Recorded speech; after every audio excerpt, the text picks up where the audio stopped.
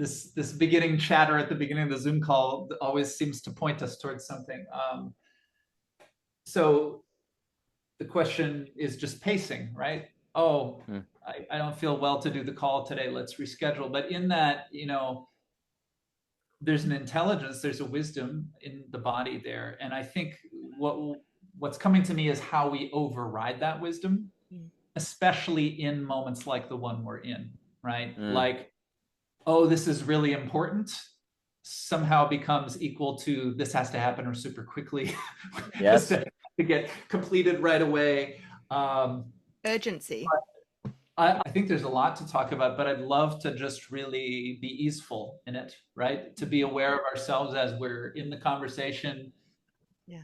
It's great to see you both. Yeah, great. It's great to see you. I think that's very, very wise. Well, like you just mentioned with Javier, like language brings with it trajectory and form. And, one of the things, I just think the debate on freedom and determinism needs to be focused on language, because we often are kind of determined by language, by the words, to say certain things or to act in certain ways. And you can actually feel a certain determinism in the momentum of current events, a certain sort of pulling you forth, a certain need to respond, a need to say everything, to hit everything, that actually that very urgency is a kind of force of determinism that's very problematic. Because even talking about all of these topics in terms of that urgency is already, in a sense, conceding a lot of ground. Like it is already accepting a certain framing within which no possible address may be possible. Maybe it's possible, but here's the issue. You always want to be conscious of the framing or the mode by which you enter into a conversation, because every mode and framing already kind of sets the board of what is possible to think. And it could be the case that of all the possibilities within that frame, none of them are adequate, actually, once you accept that frame. So it actually becomes really important to have that moment of going, well, let's not be so quick to let the momentum of what's going on set the tone of the discussion. That's an act of agency and an act of freedom, without which it might already be too late. And I actually think that's part to what we were just saying about the ability to say, not tonight, let's do next week. Let's do a different time. I think that's another act of agency that is trying to escape the content creating endless production course. And I actually don't think this work or this space is sustainable without that feeling of freedom to do that. Like that ability to move, otherwise it will become endless content creation that crushes us all. And I think that is and then it's kind of game over, because, and then I'll stop. If you are operating in a content creation machine, that in of itself leads to part of the problem, because everyone is having to put out videos on Kirk, right? Everyone is having to respond, right? Well, that very machine operating within it may cut out certain possibilities of thought and address that, if lost, you've already lost too much ground, right? So I think that's just, the medium is the message, the medium is the frame. Like if you can't think that, you're already kind of in trouble. So I just really appreciate what you were saying there, Seth. Yeah, me too. I don't have a lot to add to that.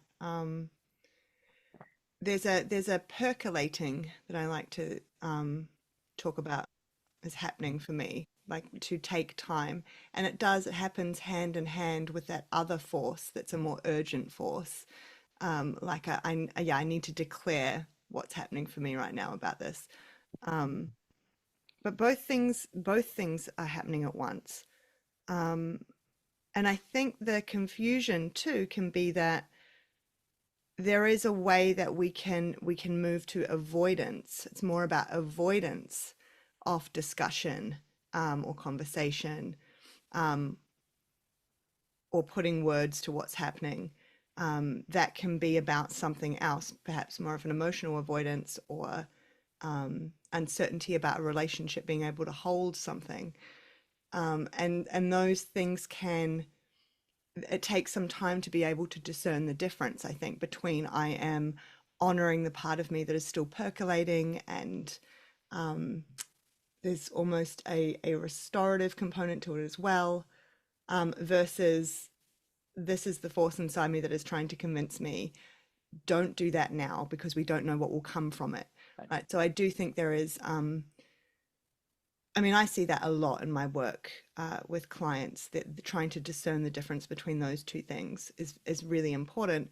But the other bit I wanted to add about being able to so comfortably delay our meetings and to request that from you both is that it also, there's a relational context in which I feel settled to be able to do that. You know, there's a trust component that goes with it, that in suggesting, can we wait a week? Can we wait a couple more weeks?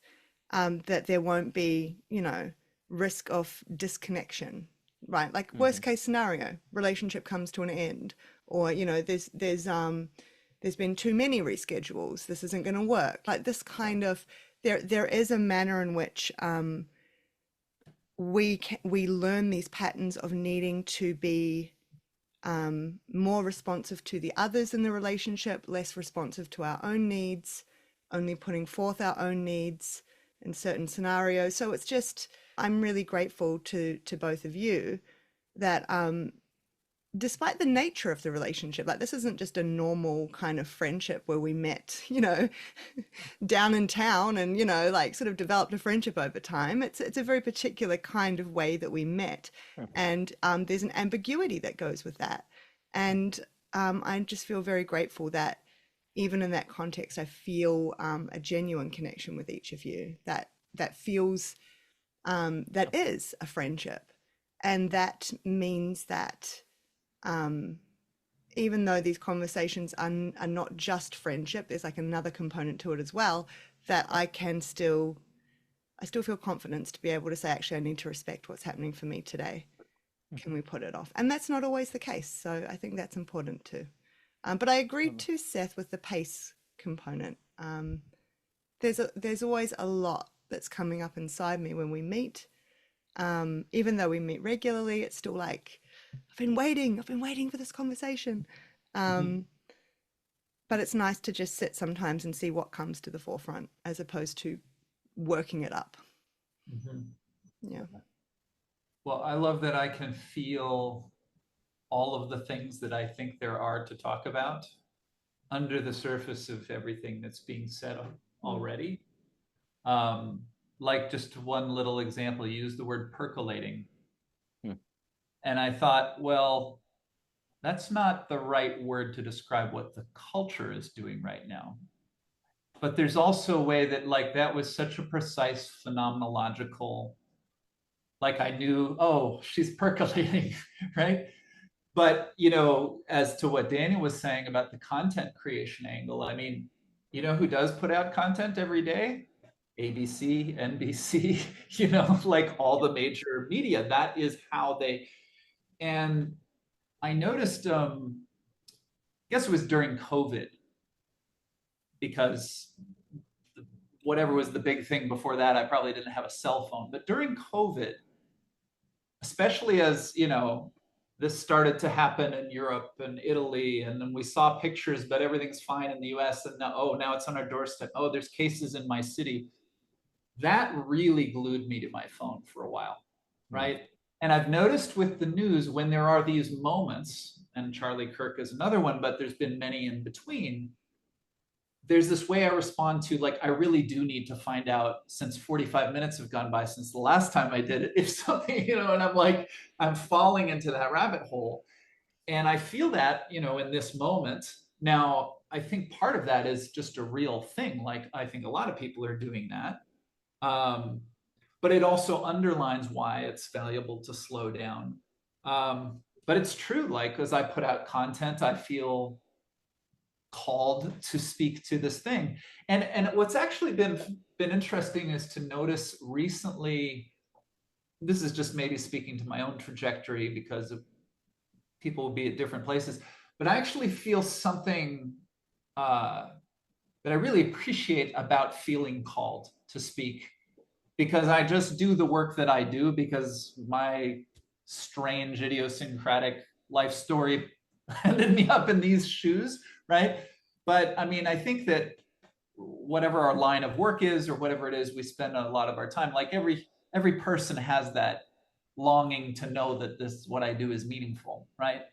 And at the same time, if I think about the work I do and I think, oh, the kind of work I do could actually weigh in the balance in a meaningful way, but then of course I could fail to show up and I could fail to do my work, and so like there's a sense of the stakes going up that feels in the right moment, it feels good, actually. It's like, oh, this is an opportunity, because if I say something that might be slightly different than what other people are saying, I notice people listen in a different way. I mean, this is so much appreciation again for your work and Michelle's work, Daniel, the work of OG Rose, because I think that, last time you said, if we don't figure this out, we're doomed, right? And we could feel that doom. But and what a moment! Can I just say the timing of that, and then what subsequently happened was just And then so I've had conversations with you. We did a call just talking about a few things a week ago, and then I'm thinking of when you were speaking with Javier. He said something that I thought, thank you for saying what everyone's thinking. And Javier just said, oh, some people are going to think that this idea of figuring out how we can be harmonious under global pluralism, that just doesn't sound very realistic, does it? But then, because he said it, you got to engage in the conversation about what does it mean when we label something unrealistic or not. I mean, all of these things, they're like, and it's also, as you said, Daniel, it's language, right? That word, unrealistic, it already is, it's like this signal. Oh, do you really want to work really hard for nothing?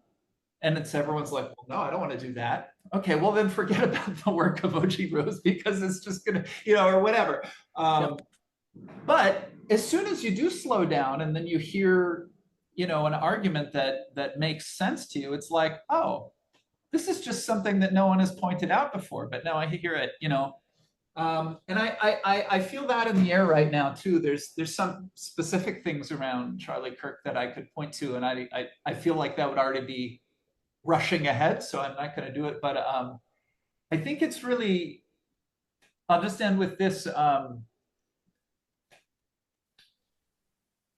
Something you were saying, Aspasia, again, like the idea of percolating. Like you say that, and I feel a sense of, oh, I know what you mean. And in that moment, relationally, phenomenologically, I situate. It's actually, it's like we're building the map of this conversation a little, right? We could say. But I think what I'd like to say, and really invite even our listeners, if I can like notice that they're there for a moment, is this is a moment to observe the phenomenology of the culture moment by moment. Really, it's unfolding. There's a press conference or there's a viral video, and these are moments in the life of the nervous system, of the collective nervous system, and we can begin to, I think that's an awareness that we can begin to grow. That's what I talk about when I use the phrase musicality of being. And I think a number of people are already doing that. It's like, oh, I'm speaking and someone's nodding their head, or someone has this expression. But it's like, I could even stand in a room and just watch other people speak and watch the currents that are sort of flowing there. And I think moments like this really make that more apparent. So, yeah. Well, thank you for everything you said, Seth, and Aspasia, and thank you for your kind words as well, Seth. I think, one of those kind of ideas, first off, a lot of what people call unrealistic, as I was speaking with Javier about, it also, we should be careful to say something is impossible before people have seen it and outright dismissed it, right? I think a lot of things that we say would never work, well, the average person has never seen. We haven't seen what the average person does when they're exposed to this, right? Like, we actually don't know what the average person would do. So in my opinion, I believe basically few people have ever experienced literature as literature should be experienced, or had a philosophical conversation as philosophy should be talked. Not as the history of philosophy, but an actual sort of closer to something like a dialogos or a certain sort of deepening, right? I have never ever met a person, rather it be at the wedding venue, a guest I'm speaking with, at the hardware store, where you can sense, oh, it would be appropriate actually to bring a little bit of maybe the philosophical depth, that I have not found that person interested, that they actually will engage, right? That they don't go, oh, blah, I hate this. No, if you actually do it in the right way, that actually many people, we would sit in Big T with the fish fry on Friday night before the Friday night football game, and there were plenty of people gathered around who would be talking about philosophy, politics, religion, and stuff like that, right? It's so we should not be quick to assume something about people who have never had a chance to see that thing we're assuming they would reject, right? Like, look, if everyone is basically going around saying, a lot of people are saying colleges have failed, school has failed, it's not really giving a good education. Oh, okay, so you mean the average person has never experienced education like it should be because the system has failed. So why are we so quick to assume people are not interested in deeper topics or don't want to have an education? As far as I can tell, it looks like a lot of people are going online and engaging in self-education by their own without certification. That should be a very encouraging fact, that so many people would actually be doing what we're doing just because they've been exposed to it, just because they've seen it, right? So one should slow down before they pass a judgment on what is unrealistic or not, especially in a world that lacks exposure of certain possibilities, right? I think also what is very interesting, because mentioning Kirk, it makes me think of the eternal, I think it's called The Eternal Husband in Dostoevsky. And there's this story, this idea classically in Russia, if somebody died, I believe the body was left on the table for 3 days. And the idea that it took, I think, 3 days for the soul to leave, so you would leave the body there. And so you would go into your kitchen and there would be a body, right? And so a lot of this story of the eternal husband is this character who's like unable to avoid this body, and they're thinking through everything he did with his wife and et cetera, so forth, right? When you have someone die, you can't argue the fact of that death away. It becomes a facticity, right? And it now kind of forces you to respond. Like it's concrete, right? The way I was saying it with Javier, if Kirk is alive and you're with Kirk, you're kind of with him and he's developing. But when he stops, then it hits you. And what ends up happening is that everyone, because we've been talking about internally consistent systems with the book, when you have something happen like what has occurred with Kirk, everyone is forced to fall back on their map to explain this thing. Because now you can no longer put off your assessment because it's over. It's almost like this idea in religion that there can be this idea that at the end of your life, you get a kind of a flashback, or God judges your entire life, et cetera, so forth. Well, there's a way in which when other people die, that we find ourselves no longer able to put off an assessment of what we think their life meant. And we are actually going to have to do it in terms of the internal consistency of the ideology we have used to understand our own lives, right? So what is happening with Kirk, uniquely, because he was such a public figure, and the death of Kirk is very, I want to say, I don't want to say unique, because there has been people who have been killed like this, but he's not a I mean, you could say he's a politician because he has that big influence on young Republican men. You could frankly argue he was the leader of recruiting young conservative men to the MAGA cause or different things. But it's not like he's a senator. It's not like he's a president. He's not a vice president. He's mostly a pundit, right? He's mostly someone who talks for a living, right? That is very interesting. And, for people to target that individual, right? Someone who doesn't have any direct political power. It's not like he is going to he doesn't have executive power. He can't write a law, right? All he can do is speak, right? So in a sense, he has no power. And in another way, he has infinite power, right? Like he's incredibly powerful. So there's an ambiguity, okay? The other thing that Kirk represents is the great debate on is speech violent or not? Like, is speech itself an act of violence or isn't it? And there are people that debate. And that's an ambiguity, right? What has happened with Kirk is because what I'm getting at is the meaning of Kirk is in all senses an ambiguity. It is not clear. Like if it was a senator who was killed, we can say, oh, he had power. But with someone like Kirk, it's like, did he have power? Did he not have power? You say, was he violent? Was he not violent? Was he dangerous? Was he not? It's all ambiguous. And because he's ambiguous, what's happening is everyone is having to explain that ambiguity into a clear meaning according to their ideology, because they're forced to do it by the fact that he is dead, and you have to do a final assessment because it's now over. You can't put that off. And so you have a certain ambiguity that Kirk stands in for, that I would argue the entire political landscape is actually split along the lines of this ambiguity on, are words violent or not? Is power in politics or is in power in media? Is power in the celebrity or is it in politics? Where is power located actually today? That is debated. People actually are not sure. It's ambiguous. What is violence? We're ambiguous about that. And everyone is now finding themselves, because Kirk was such a big name and the media is talking about it, and there's also this urgency to respond, everyone in a way is kind of having to show their position on that ambiguity. And they don't know what the other side, because other people could take another side of that ambiguity, right? So it is also feeling like people are showing their cards. And the feeling, and increasingly people have a feeling of a certain civil war, right? A feeling of a certain violence, because once you show your cards, you can't unshow them. Once you show your perspective on this, then people know it, right? And it becomes a debate of first principles where people have entirely different first principles by which they understand reality.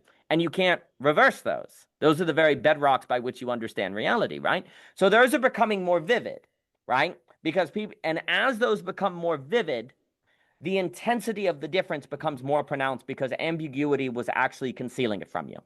Like the very not having to take a side in the ambiguity, but occupying the ambiguity as a safe space, could keep the differences from feeling so intense. But now that people are like, oh, people are shooting bullets, people are dying, oh, well, we have to take solid sides then. We have to come down hard. That's a significant shift. And that is when people are finding themselves responding to, and perhaps not having the education or the sense of how to respond to it.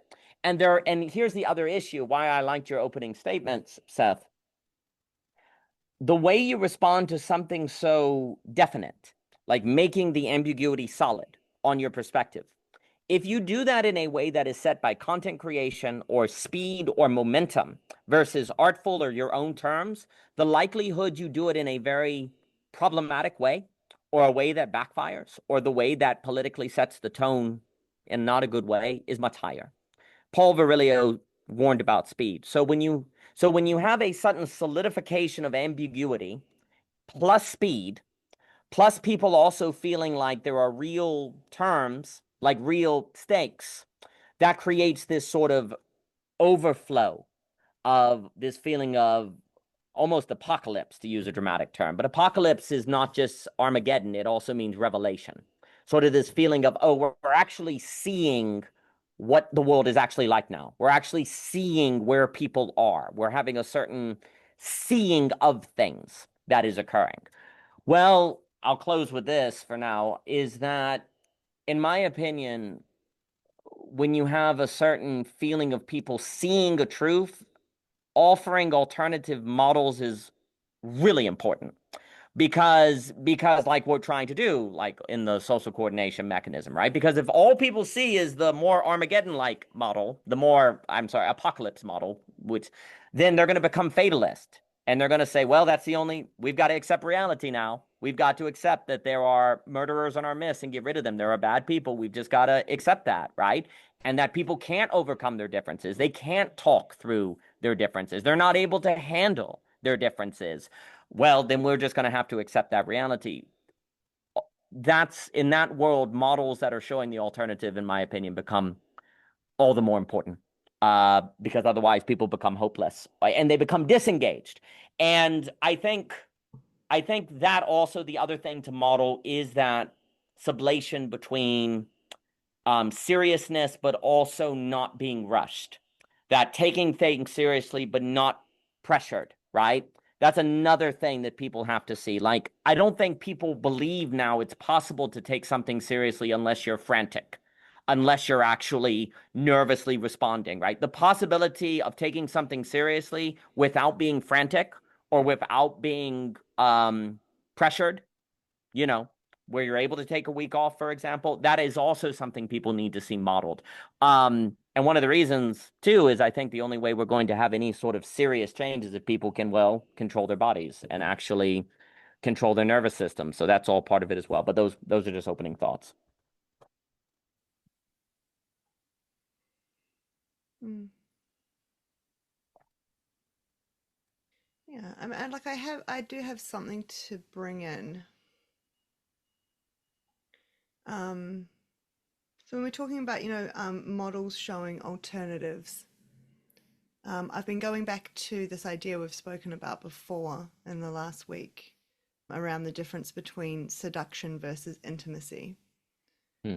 I went to this business conference. Anyway, one of the people that speak,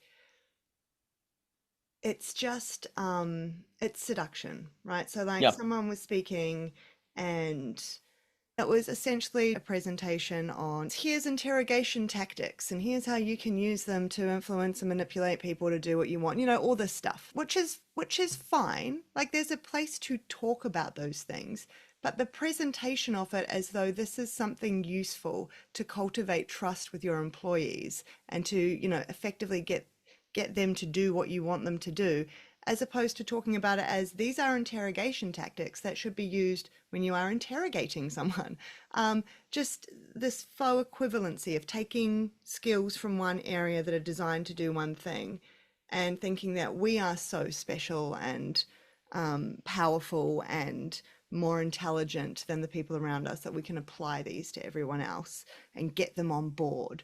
What really aggravates me about it is that it ultimately you're talking about how can you manipulate people into believing that they're having an intimate encounter with you. Just call it what it is. Just say, here's some ways that we can, more subconsciously influence people in the workplace to do the things we want, which is make more profit, be more productive. Like, just call it what it is. There's nothing authentic about what's happening there. It's the appearance of authenticity in order to trick someone else into thinking they're in a particular kind of encounter that they're not. And it's a lie. And I can't stand that. And I think where that relates back to what we're talking about now is just that, a moment like what's happened with Charlie Kirk is a moment where, 1,000,001 people can come out now and seduce others into their perspective and their way of seeing things, and they can do it in such a way that is really trying to come across as not a seduction. This is the thing, it's this is just an authentic expression of my opinion, and I'm just inviting you to consider it and inviting you into a conversation around it. And I think for me, I've been just very interested in this last week around what we do when we are genuinely, authentically inviting another person into a conversation and a dialogue and an exchange of complex positions. There's still a kind of agenda there because we're inviting them into something. But that is sort of more of the agenda, if we call it that. It's the invitation with a complete reverence for the other person's agency and ability to reject us, accept it, come in partially, pull back, whatever. And it's a real equal footing position versus, just this sort of seductive position of inviting someone in under the pretense that we're going to have a conversation and exchange ideas. but ultimately I'm going to win. And I might even be doing things in that encounter that I believe are manipulating you into my position. So I think that's an important distinction, obviously, in all of this. Yeah, I'll stop there for now.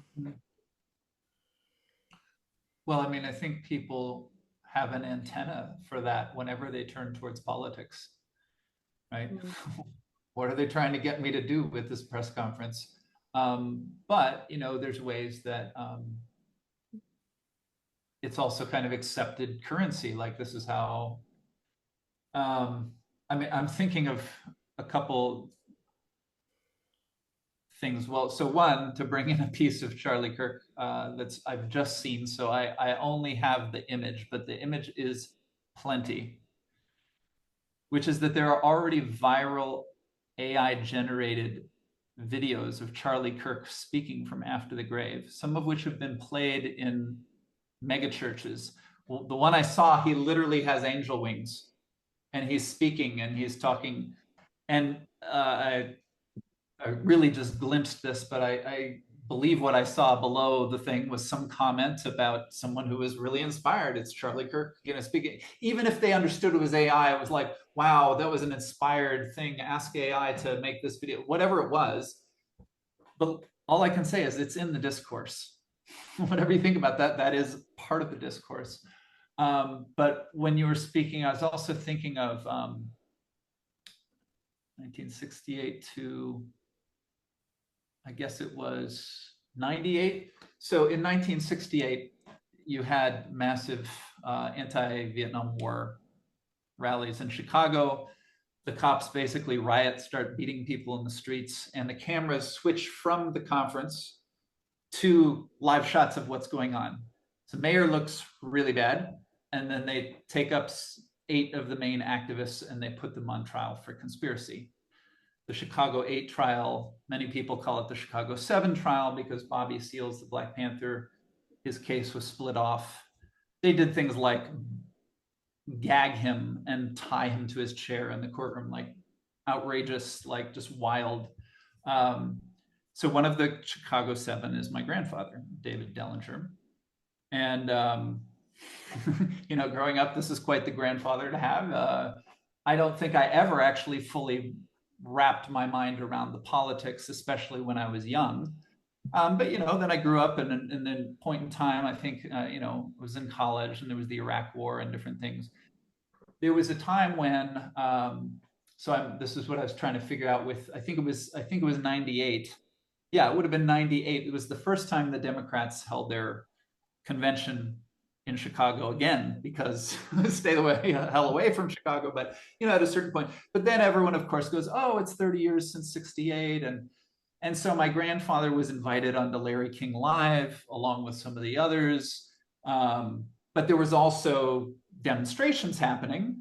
This was the beginning of some of the, like, what they would call anti-globalization, you know, like anti-WTO, you know, like, anyway, my grandfather was going to this. I was in college and so I went with him, you know, and we actually got arrested, you know, in a federal building. We were chanting the names of political prisoners. And then, you know, my mother was, you know, like, oh, you just got arrested with your grandmother.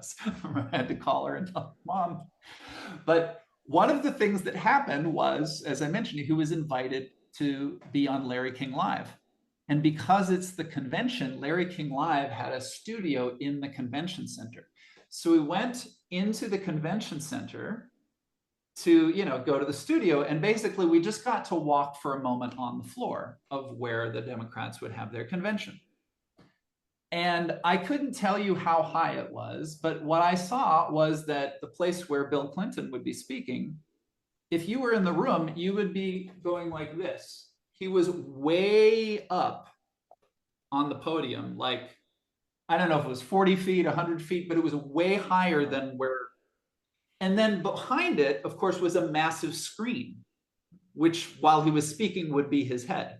And so just the visual was like, you know, and this is, and the thing was too, it was like, I'd seen conventions on TV. I mean, But to be in the room, I was like, oh, this is where the message is generated. And for the people in the room, they're looking at this like, you know, up at this person way above us with his head, just like the whole, it really made this huge impression on me. And, you know, that was 98. So how far have they gone along the Marshall McLuhan path since then? The medium, this is the message. But anyway, just I'll end here, but to come back, I think Aspasia, what you're speaking to with you know this sort of marketing conference you went to, but there's a way that politics and current events are sold to us.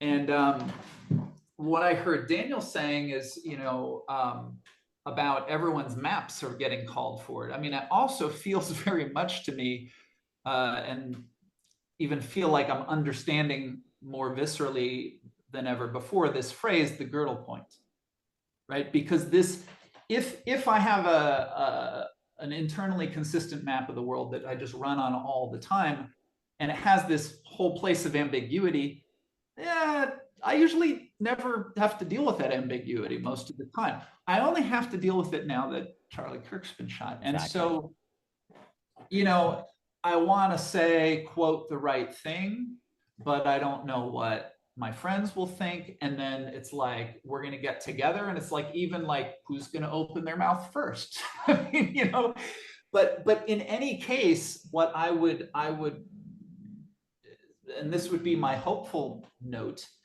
is there's a way that everyone is called to attention. Everyone, I mean, yes, some people, as Daniel said, will be frantic, but to the degree that anyone realizes, oh shit, the stakes just went up. I think everyone is, I mean, Feldenkrais spoke about this. You provoke the brain and it comes to attention. Like he would do things sometimes having people standing on a roller on one leg with one eye closed. And it was like, this is a completely crazy thing to ask a person to do. And he's like, yeah. And if I ask the person to do this, something will appear in that person that they didn't know they had, right? You know, and I think that this is kind of a moment like that. So I'll pass it. I appreciate everything both of you said. I cannot have part of the consistency of my map, the response of the other to my consistency. Because that's an analysis of the consistency and therefore cannot be contained or controlled or predicted by the consistency. And furthermore, when I am encountering someone with another map and I'm forced to present my map to them, I have to realize that my map is lacking their first principles or their, say, definition of what constitutes violence. Therefore, the lack of my map is unveiled. And how do you respond to that? Because it could make you realize, oh my gosh, my entire map is just arbitrary. Dang it. Because I could have had different first principles. I could have a different definition of what constitutes violence. I could have another understanding of what is freedom or what is free speech. What am I going to do? How can I incorporate this other person into my map when that would require also bringing in their map that has different first principles that would undermine my first principles by unveiling their arbitrariness? And that is the girdle point. That is all the activity of the girdle point. That if you're not prepared for, and the day comes when you encounter it, you're going to experience it more like a Lovecraft creature. Lacan's the real, it will overwhelm you, and you will have an explosion of probably totalitarian or violence or pulling away, like moving away, right? It's I think what we're seeing. I will also note what Aspasia was saying, and I think this is very, very important, on the difference between manipulation, seduction, and modeling that versus what I believe is extremely important for us to be doing. There is a massive difference between speaking with other people in a manner where you have a quantifiable outcome that you're trying to achieve. Like I have an end in mind that I want to realize, and I'm going to learn the tactics of manipulation to get to that end, right? In an age when you're under the reign of quantification, basically modeling is going to be manipulation. Inspiration is probably going to be seduction, and community is probably going to be incorporation. The only way that you're actually going to have modeling is if your goal is something qualitative and unpredictable. Like I am here to learn how to talk in a manner that increases the probability of something that surprises all of us, including me. I have through my life experience come to believe and experience a certain way of talking, a certain way of approaching ideas that leads to an outcome I can't quantify. I can't make money off of it. I can't put it into numbers, but I can qualitative experience a change that creates intimacy, that brings out something in me and the people around me that otherwise doesn't come out. And that this makes something possible that when humans experience it, they know it, and it's what they long for and it's what they want, but they can't quantify it, but they know it when they get it. And I think that's, of course, tied to authentic resonance. I think basically modeling that isn't manipulation is very seemingly impossible without authentic resonance, because you also don't have the capacity to tell when you've achieved this quality of interaction that is not quantifiable, but incredibly concrete when you experience it, right? Well, if most people, because we as a society have not perhaps provided the resources by which people can have these kind of experiences that I would associate with the strike of beauty, flow, friendship, geopadia, as Jock and Javier and Michelle have spoken about. If we as a society have not provided these experiences for the average person, then we should not be surprised if basically all anyone thinks about modeling or talk is seduction, manipulation, or trying to achieve quantitative goals. They've never seen anything else, right? But that also gives me hope, because maybe they're just doing it because they haven't seen the alternative. So let's not give up. That's what we were saying at the beginning. Because like you say, yes, in a conversation like this, you have a certain agenda. You have a certain goal. You have a certain thing you are trying to achieve. You're not just coming into the conversation without a certain notion of what that you're trying to do. But the thing you're trying to do is something not entirely in your control. You can't quantify it. And also, I can't afterwards prove to people that I even did anything, right? Only the people in it could possibly know, right? So that difference makes a massive difference, actually. I actually think this point is actually strongly tied to the free speech conversation now going on, that I think is very relevant, because there's a lot of people who are saying Charlie Kirk was a big person of free speech and that we've lost free speech and so on and so forth. I will be very straightforward, though. I have found it incredibly remarkable how many conservatives could talk in the, I was watching, and I've watched it off and on because I like it when they talk about the energy grid and different things. But there's a podcast, it's the All In podcast. It has Trump, it's a bunch of entrepreneurs that get together and talk. They can have good conversation. I really like that one guy, and I forget his name, especially when he starts talking about the energy situation, because I think that's the unappreciated geopolitical problem that will become very pronounced soon, the American electric grid. Anyway, stay tuned. So stay tuned. They were talking about Kirk and free speech, and then they talked about Kimmel, and that was not a violation of free speech. And the sort of flip I found incredibly remarkable. Now, the host, he had no problem with it. Now, the host was consistent. He's like, no, that's a violation of free speech. But what have we heard? The Trump administration, they say, no, it was because he had bad ratings. It wasn't a violation of free speech, and he lied. He said something wrong, and so on and so forth. Well, what I want to say is that no one who violates free speech violates free speech.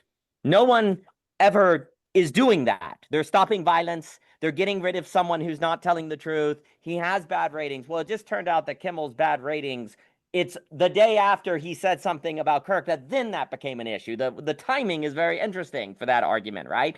Et cetera, so forth. But the point I'm getting at is I would argue that actually we exist in a world where people are talking about free speech, but I would actually argue we don't meet the conditions of possibility to actually have free speech, because we don't actually know how not to manipulate. Let me put it this way.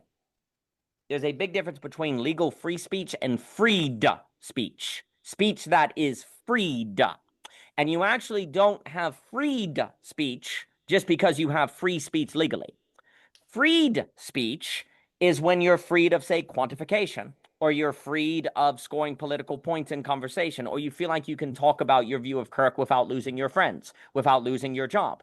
Like, Christopher Hitchens said, and this was very wise of him to say, he said, it's not enough to have freedom of speech. You also have to feel like you can speak freely. It's not enough to have the freedom of speech. You also have to feel like you can speak freely. That's 100% the case. We have been going down this road, though, of firing people because they said things we don't like them to say, rather it be Duck Dynasty or COVID or whatever, for a very long time. And so we don't even have a culture anymore that can tell the difference between legal free speech and the social condition that allows speech, right? But the reason I bring all this up is because I actually think freed speech is impossible without experiences of beauty, authentic resonance, geopedia, flow, etc., so forth. Because every time we go into conversation, unless we have had those experiences, we do have an end in mind that we're speaking to. We do have a point we want to make. We do have an outcome we want. In my opinion, a lot of times you're just seeing these people who are on stage who are being explicit about tactics of manipulation. In a sense, they're just making vivid what the average person is constantly doing all the time to one another, because they don't know the alternative, because they've never had experiences of flow, authentic, the ideas arising they've never had before. In a way, the average person has perhaps never had a real conversation, which is a crazy thing to say. But I do think the average person has never had a real conversation. They've actually never had a conversation where hours go by, you didn't know what was going to be said, and all of these things occur. I say that as a sign of hope, because if the average person has never had that, hey, if they do have it and they taste it, then they'll be inspired and they're going to want to do it, right? But I'll close with this. Basically, we can talk about free speech all we want. But if people don't know how to have freed speech, how to free their own speaking from social scripts, from goals of quantification, from scoring points or being right in conversation, from having their ideas structured by a metaphor they didn't even know was lurking in the background, referencing an I.A. Richards or Postman. If people don't, we see all the time when people are stuck in a language game. Somebody uses the word freedom different from me, and we spend 50 minutes arguing over words then. That's not freed speech. You're not able to free your speaking from the particular way you use terms, right? Freed speech is very rare. Freed speech is very, very rare.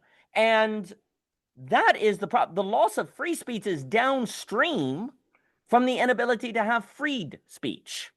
And if we don't deal with that deeper problem, which is going to require people having experiences where they can tell the difference between freed speech and scripted speech, the legal status of our speech will be irrelevant.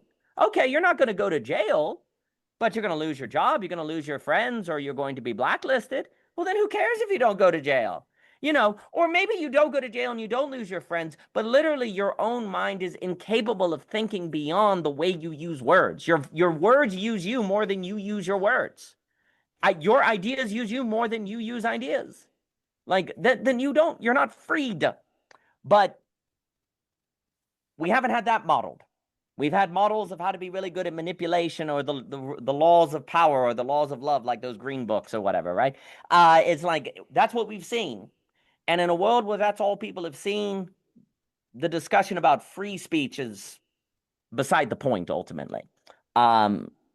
It doesn't matter if you have the freedom of speech, if you can't speak freely. And I think we have to reclaim that.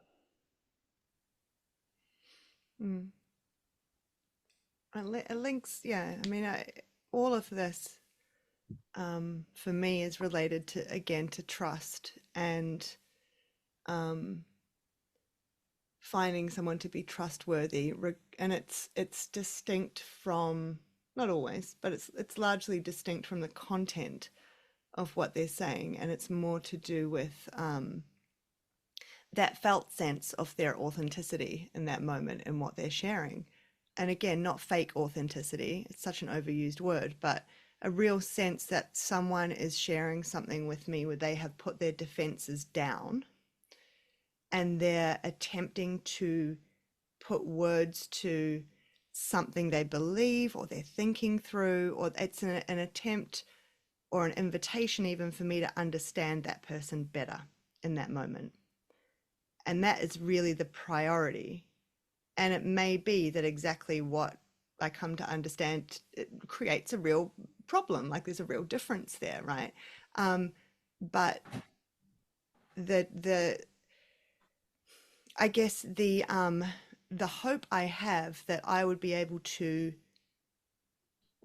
work with that person and through differences, again, if we keep it small scale here, that we would actually be able to be with those differences and find some way for us to still remain connected, or to be surprised in some new way through that conversation and through that wrestling with the two different kind of perspectives.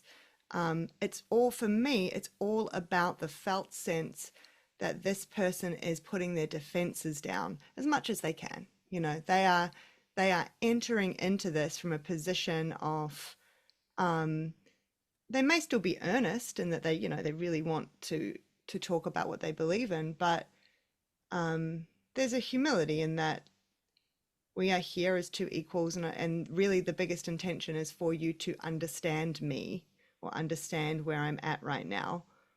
And the only way we can do that, the only way, if we again just think about two people, the only way we can do that is to try and both put our defenses down as much as possible.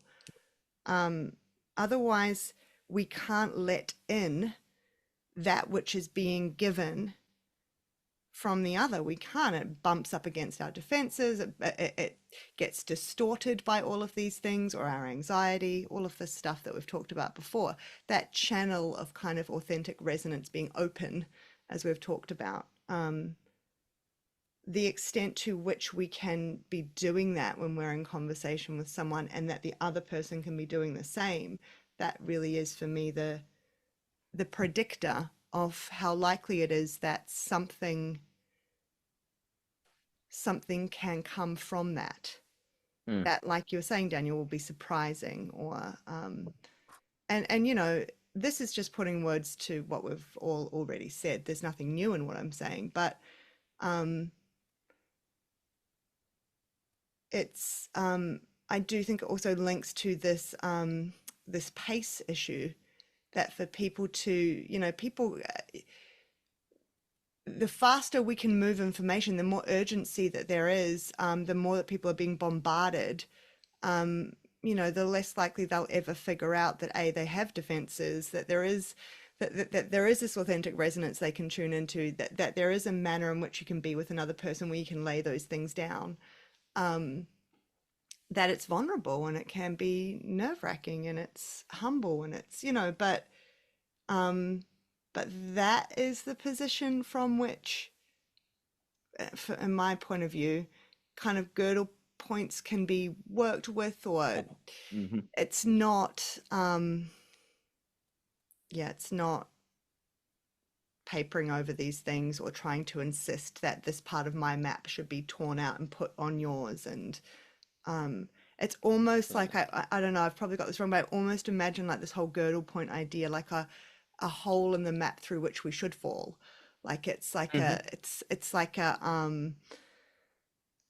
I think it goes back to that geometry thing. It's like it's an opportunity to kind of just review the whole structure of things, or it is almost like an opening where like the gestalt can come flying through, or I don't know, there's something about it where it is the point where something truly incredible and surprising can happen. But you cannot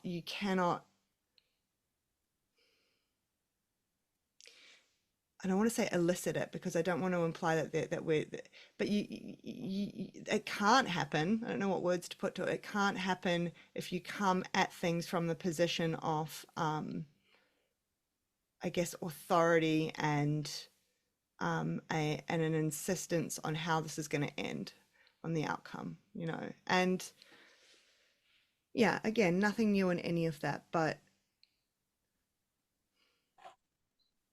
I think trust is something we talk a lot now. There's authenticity is a word that gets thrown around all the time.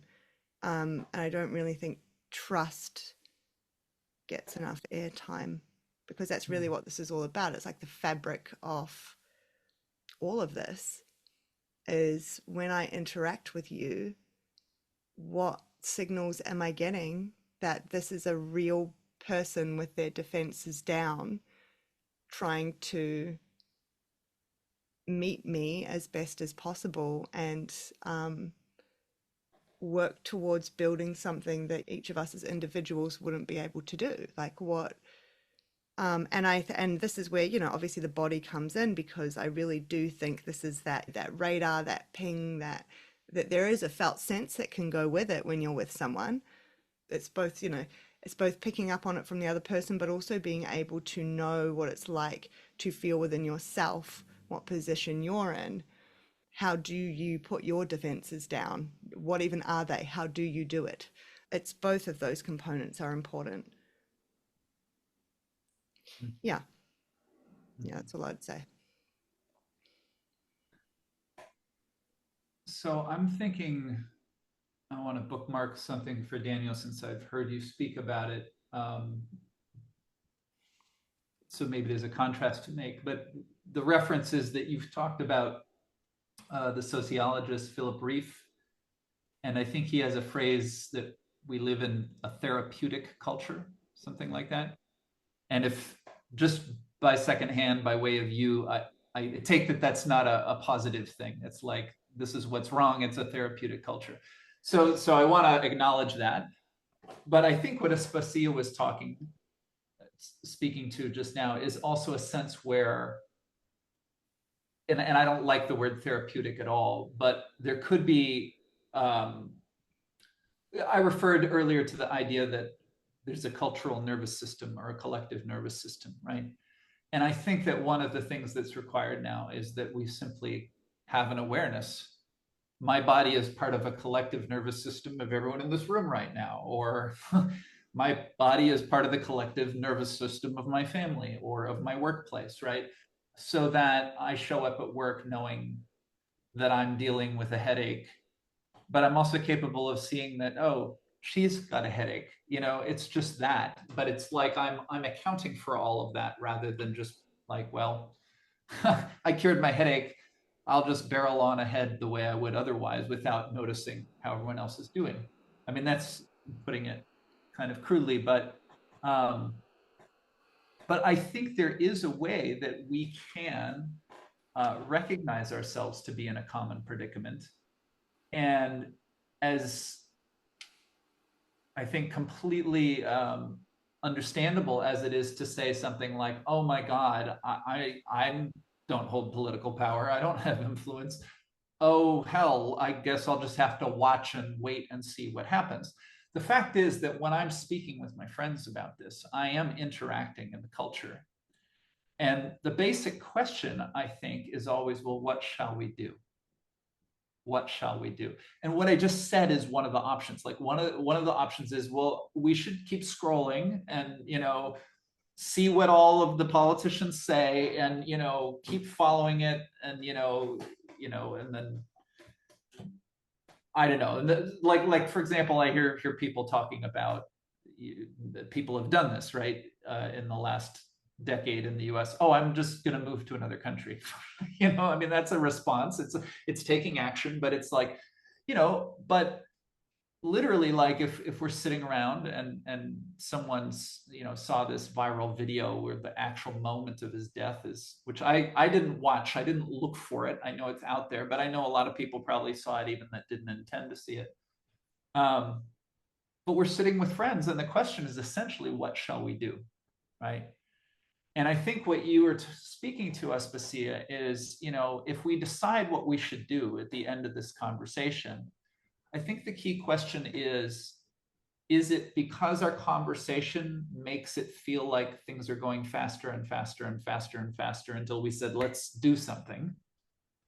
Or is it that the conversation actually moves in such a way that we slowly notice ourselves relaxing and coming into more calm. And then at the end, we say, here's what we'll do, right? I think there can be an acceleration to action and it sounds funny to say it that way, but something like a deceleration to action, or a riot, like, and it takes me again to this phrase, that this distinction, which I love, between confidence and certainty, right? When I speed up, it's because I want to be certain about everything. And as you said, Daniel, the problem with my map is always that I don't have your map in my map. And so, but I think what we do with the certainty, and you've pointed to this very specific certainty, the certainty that I am good and you are evil, or that we are good and they are evil, right? This is a certainty, but it's a certainty that almost requires speed, because I'm not certain if everyone else is going to agree when I say who's good and who's evil. So let's get this over with quick, or let's get people on our, let's get the people we need under the banner of our good, and then before they leave, let's take action now. And that can be a kind of a speeding up, right? I was listening to you say free speech and freed speech. And what came to my mind was the title of a book by a well-loved meditation teacher from the UK named Rob Berbea. It's possible you may have heard of him. He innovated by really bringing in imagination. In fact, he really draws on like Jung and Hillman a fair amount. Very interesting. But and one of the things he does is he comes up through Buddhist tradition. He teaches the Four Noble Truths, and at a certain point, he said, and I can't remember what his condition was, but he died young, and he knew he was dying, and he was speaking about his oncoming death all these years. But at a certain point, he sort of said, well, you could look at this as the avoidance of suffering, but meditation could also be a way to experience more beauty, and that's what I'm interested in. And he started creating all these practices around.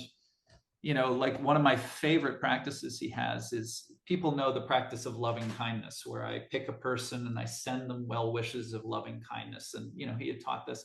But one of his meditations invites you to treat all phenomena as the direction. So like if someone coughs, the cough warms your heart, is the invitation, and everything. And like, you walk outside and like a car drives by, love for the car. I mean, the car, including the car, not the driver, but the hunk of metal, like love to that hunk of metal. So anyway, the title of his book is, and this was the connection with free speech, the title of his book is Seeing That Frees. And so he's talking about perception, and he's saying you can develop your perception in such a way that it frees you. It frees you. And part of it is because you simply, like metta, the act of loving kindness, I might not love everything all the time, but I can cultivate the feeling of love. And, it might happen spontaneously, at my child's wedding or something like this, and I'm just filled with it. But in that moment, I literally see something different, right? And so this is the whole point of the loving kindness practices. We're just going to do that again and again so that we're used to that feeling. And we realize, even if someone says that we generated it in an artificial manner, we've spent time looking through those eyes, right? And so the way I'd like to bring this along is like, can we also think of speech that frees, right? And I think that's when we're sitting with our friends, and it's partly just being really clear with my friend that it's okay to just share what's on your mind, what's on your heart. I'm your friend, and if I disagree, the first principle is you're my friend. So I'll right. Like work it out, or we'll explore it together. But it's this kind of conversation, which I think is, you're saying, Daniel, this is the actual conversation that many people have never had. It's like, oh shit, you and I really do have different positions on this. And that's a shame, because we've been friends for a long time. And it's like for some people, the idea that the relationship could last after this conversation gets thrown out pretty quickly. It's like, what? You said XYZ, you know? So, but I think so this is the way I would refer to the therapeutic culture. And again, I don't want to use that term, but I think we could take responsibility for the collective nervous system just in the way that, again, is speech violence? Well, there are arguments that it can be violence, but can speech itself also be care? Can it be the creation of more space for the person I'm speaking with? You know, just the fact that they tell me something and I can tell that it's kind of hard for them to say it out loud and they're not sure, you know, and I can just reassure them that, like, yeah, I'm here to listen. You know, that is very simple, but this is the kind of thing right now that I think could really make a big difference. And, you know, then people will remember, oh, that was the person that listened to me after Charlie Kirk was killed. Or, you know, there's another piece of this. If you don't mind, I just bring in one more thing, which I'm astonished and haven't quite, I feel like I need to go back but Erica Kirk stood on the stage at the memorial and said, I forgive the killer. And I saw the headlines, so then I went to read. And in the article, it says she also, at some point, was asked, do you want the death penalty? And she said, I'm leaving that to the government. Don't ask me, right? Don't want to touch that. But then I had to watch the video, and I'm very aware now, like, here's me, like, checking out the viral video. But I saw people, and the article said people stood on their feet in applause. And I saw in the shot, there was a couple people looked like very authentic tears streaming down their face when she said that. And of course, the president said something that all the headlines point out was essentially the exact opposite of that. But the article also, you know, in one of those pundit moments, there was a line in the article, she might be a future star. You know, like I mean, everyone's talking about how poised she is, which is very true, right? She's sitting there wiping her eyes, but she is really giving a speech, you know, while she did it. And of course, people can jump to all kinds of conclusions or try to say, well, she did that for this, that, and the other reason. But if you come to it from I mean, this is literally what we talked about in our last conversation on forgiveness, these cases of a parent, you know, forgiving the murder of the child. So this woman, you know, on national television, internationally, you know, I mean, that's a huge moment. And I don't know how much it will stay in the zeitgeist or not, but I mean, I feel like everyone I know, I want to ask them what they think about that. Just, I mean, that's a conversation starter right there, what she did. Yeah, I watched that whole thing. And I teared up when she said it. And I noticed the same thing. I noticed people in the crowd that were crying. Yeah, and I would be lying if I didn't say that what ran through my mind in that moment as well was, this is what we just spoke about in the last conversation. Just, wow, how strange. I don't know. I'm still percolating around all of that.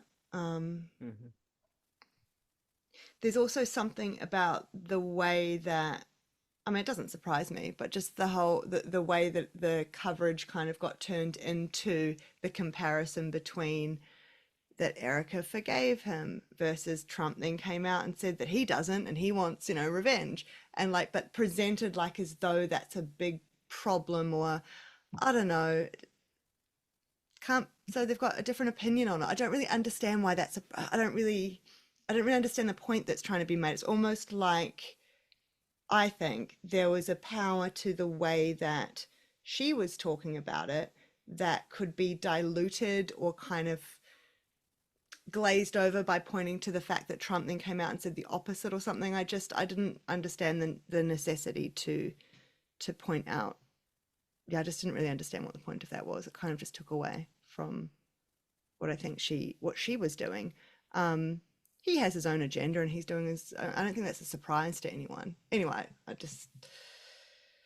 seemed to just generate noise over the top of what was otherwise seemed to be, to me, quite an authentic and powerful moment from the person who was closest to the person who was murdered. So, you know, yeah, I really don't have anything to add there. And if anyone else does.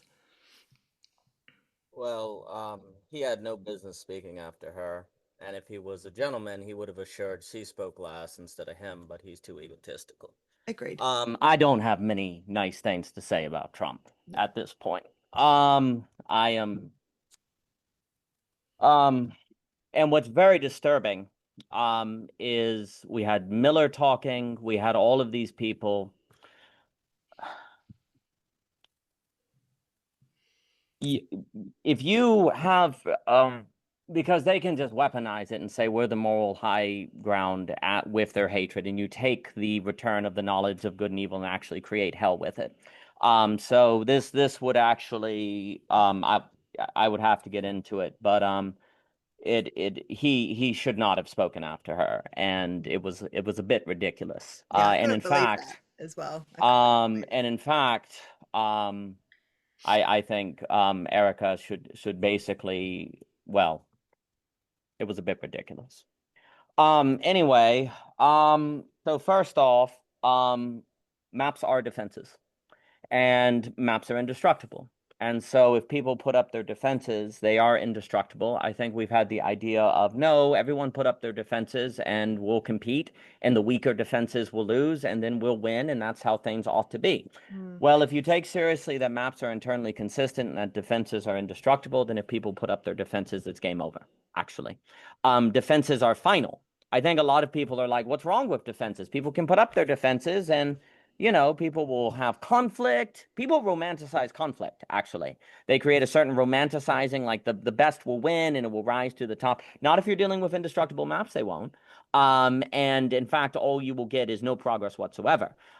You want to have, the competition needs to be in the girdle point, not in the consistency of maps, because the competition, in a sense, needs to be in the place of vulnerability.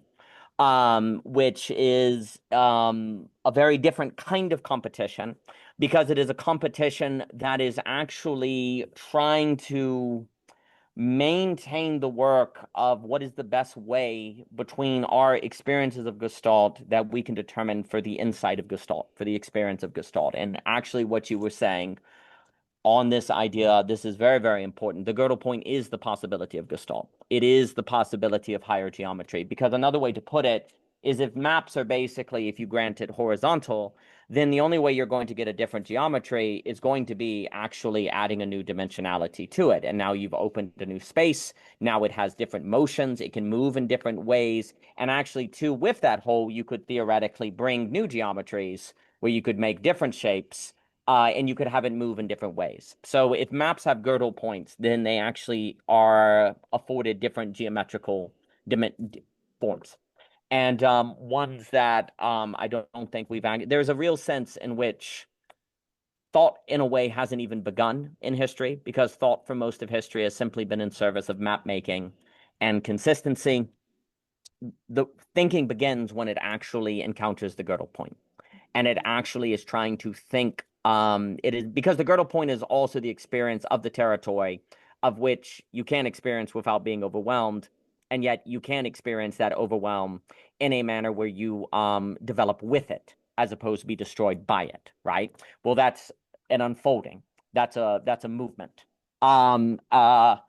So that, I think, is very important.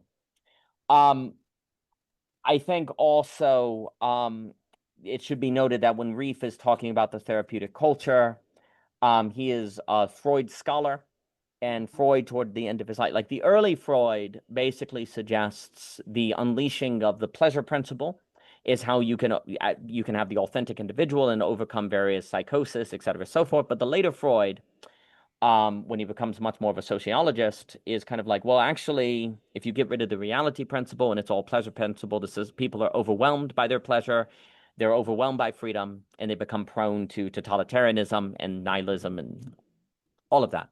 The language that Reef uses is releases and constraint.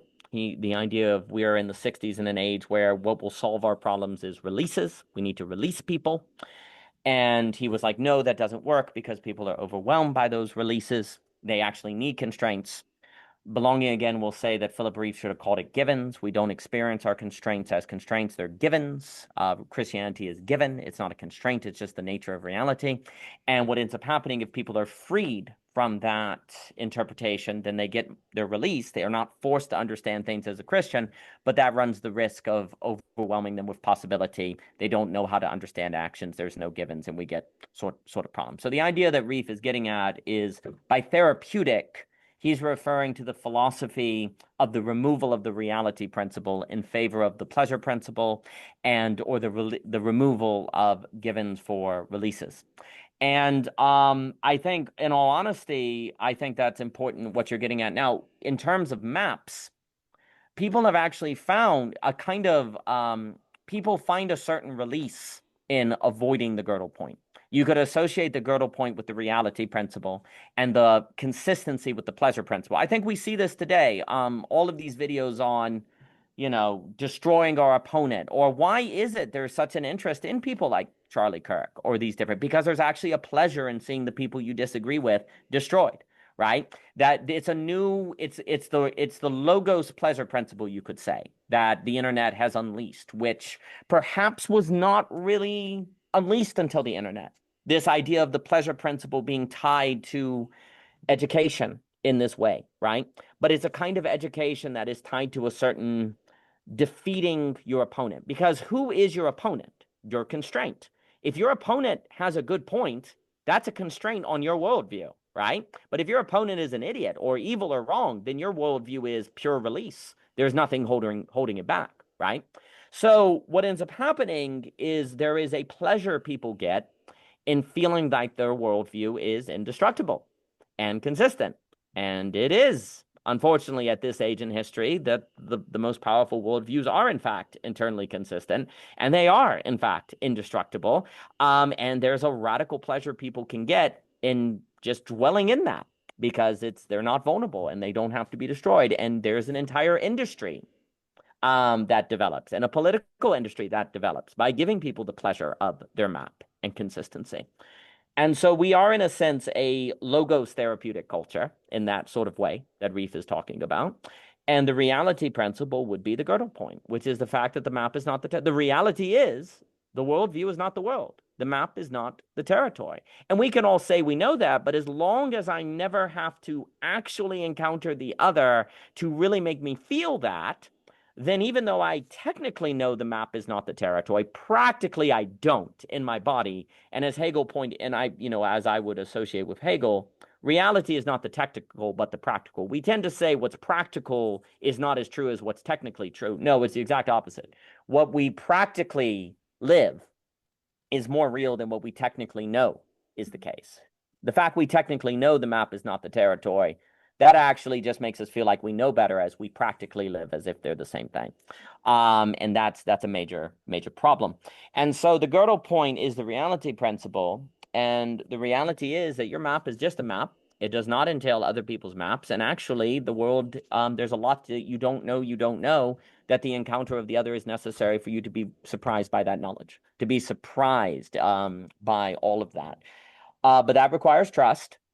If you don't have to, well, another thing I was going to say, in the same way, if people have never experienced freed speech, or they've never experienced euopeia, they've never experienced a real conversation, therefore don't know what they're missing. There's a way in which if people have not experienced the beauty that trust affords or the friendship that trust affords, why should they want it? What's the value of trust? Yeah, because most people have no trouble trusting people like them. Nobody has trouble trusting. Like, trust is a problem in pluralism, right? Trust is not as big of a problem when you're dealing with people like you or people that you agree with.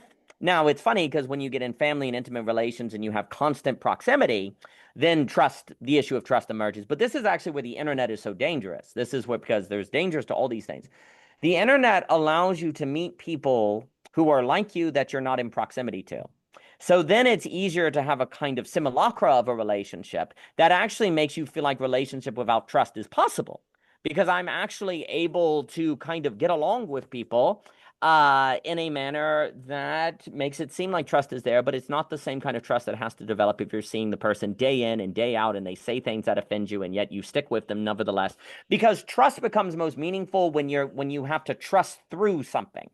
As this person is hurting you, you say, nevertheless, I'm going to trust through this pain. Like trust is meaningful when rationality tells you to exit. Like when it's rational to leave, that's when the meaning of trust comes in, right? Like because trust sustains you in that, right? Like you say, I'm feeling pain, I don't like this, but this is my friend, or this is the person I committed to, or actually, I know this pain is good for me. I'm going to trust this pain. So trust is what gets you through the feeling of exit, right? But if you don't believe that there's anything on the other side of the pain, if you've never experienced the kind of character or quality of interaction or beauty that could be across from that, I don't care if we don't have trust. I don't care if society doesn't have trust. I don't need to trust the guy next to me to take down the bad guy. I don't need to trust my fellow, conservative or my fellow liberal. We both agree that conservatives are evil or liberals are evil. We don't need trust. We just need agreement on that.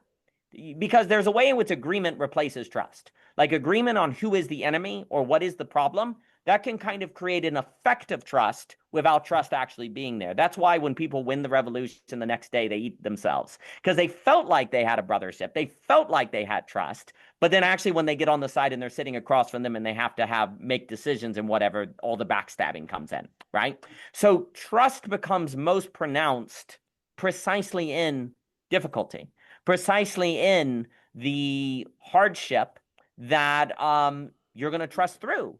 But if people have not had the experiences of what trust can afford, then they don't know they're missing anything. And that's why it becomes really important for the culture to provide places where people or stages of practice or churches or communities or friendships where people can actually see what trust makes possible and what can be on the other side of it. If they don't have those experiences, they're not going to do it. And I am more and more, I know we've spoke about it before, but, the hikikomori in Japan, which are these people that never leave their apartment, that is growing around the entire world. That is spreading around the world. That is a social condition of people that are never leaving their apartment. Because what ends up, and because the thing is with the hikikomori, a lot of them are basically like, it's rational not to leave your apartment. What do relations give me other than pain and hurt? I can order food in my apartment. I can use the internet to get pleasure. I've got pornography. I've got interaction. I've got entertainment. Why would I ever leave my apartment? And let me put it this way. If we as a culture can't really show what relationships afford, if all anyone ever sees is fighting or political division or whatever, then the hikikomori have a point. It seems pretty rational never to leave your apartment. That's why we're seeing this phenomenon grow in Europe and America of people that are basically never leaving their home. Because rationality without non-rationality encloses. It goes in of itself. Hikikomoris are just kind of the logical end of autonomous rationality in a world that isn't able to convince people to give non-rational things a go, like trust and encountering otherness and things like that. And then if people never leave their apartment per se, or they never go offline to encounter real people, the collective nervous system isn't trained. So then if they do go out, they're overwhelmed or it goes badly and they say, yep, I knew it. I should have never left my apartment. Yep, I knew it. I should have never talked with conservatives. Yes, I knew it. I should have never talked with atheists. I should have never talked with the other. I knew it. All it ever does is go wrong. And then they're especially sealed in their apartment. They're especially sealed in their enclosure. And so it becomes incredibly important for people to train the collective nervous system. But we as a culture have to provide that. We can't just tell people, hey, go do democracy. Hey, go do free speech. Hey, go talk with people you disagree with. Hey, let's lower the temperature. After Charlie Kirk, everything's kind of going up. Let's lower the temperature. People can't lower the temperature. The only way you lower your temperature is to have control of your nervous system. People's nervous systems are crazy. Let me put it this way. There's a lot of talk right now to lower the temperature. That stuff's getting extreme. The only way you can lower the temperature in a world that doesn't have the resources to train people's nervous systems, to learn them to free speech, is for them to become hikikomori, is for them to go to their apartment and not to leave. That's the only way to do it. And that's life of the pod, as Raymond would say. That's the matrix. That's where you put everyone in those different tubes. That is what's happening. And so, I've been more and more, I won't go into detail here now, thinking of the dialectic between the Amos fetimization and the growing Hikikomori thing that's going on.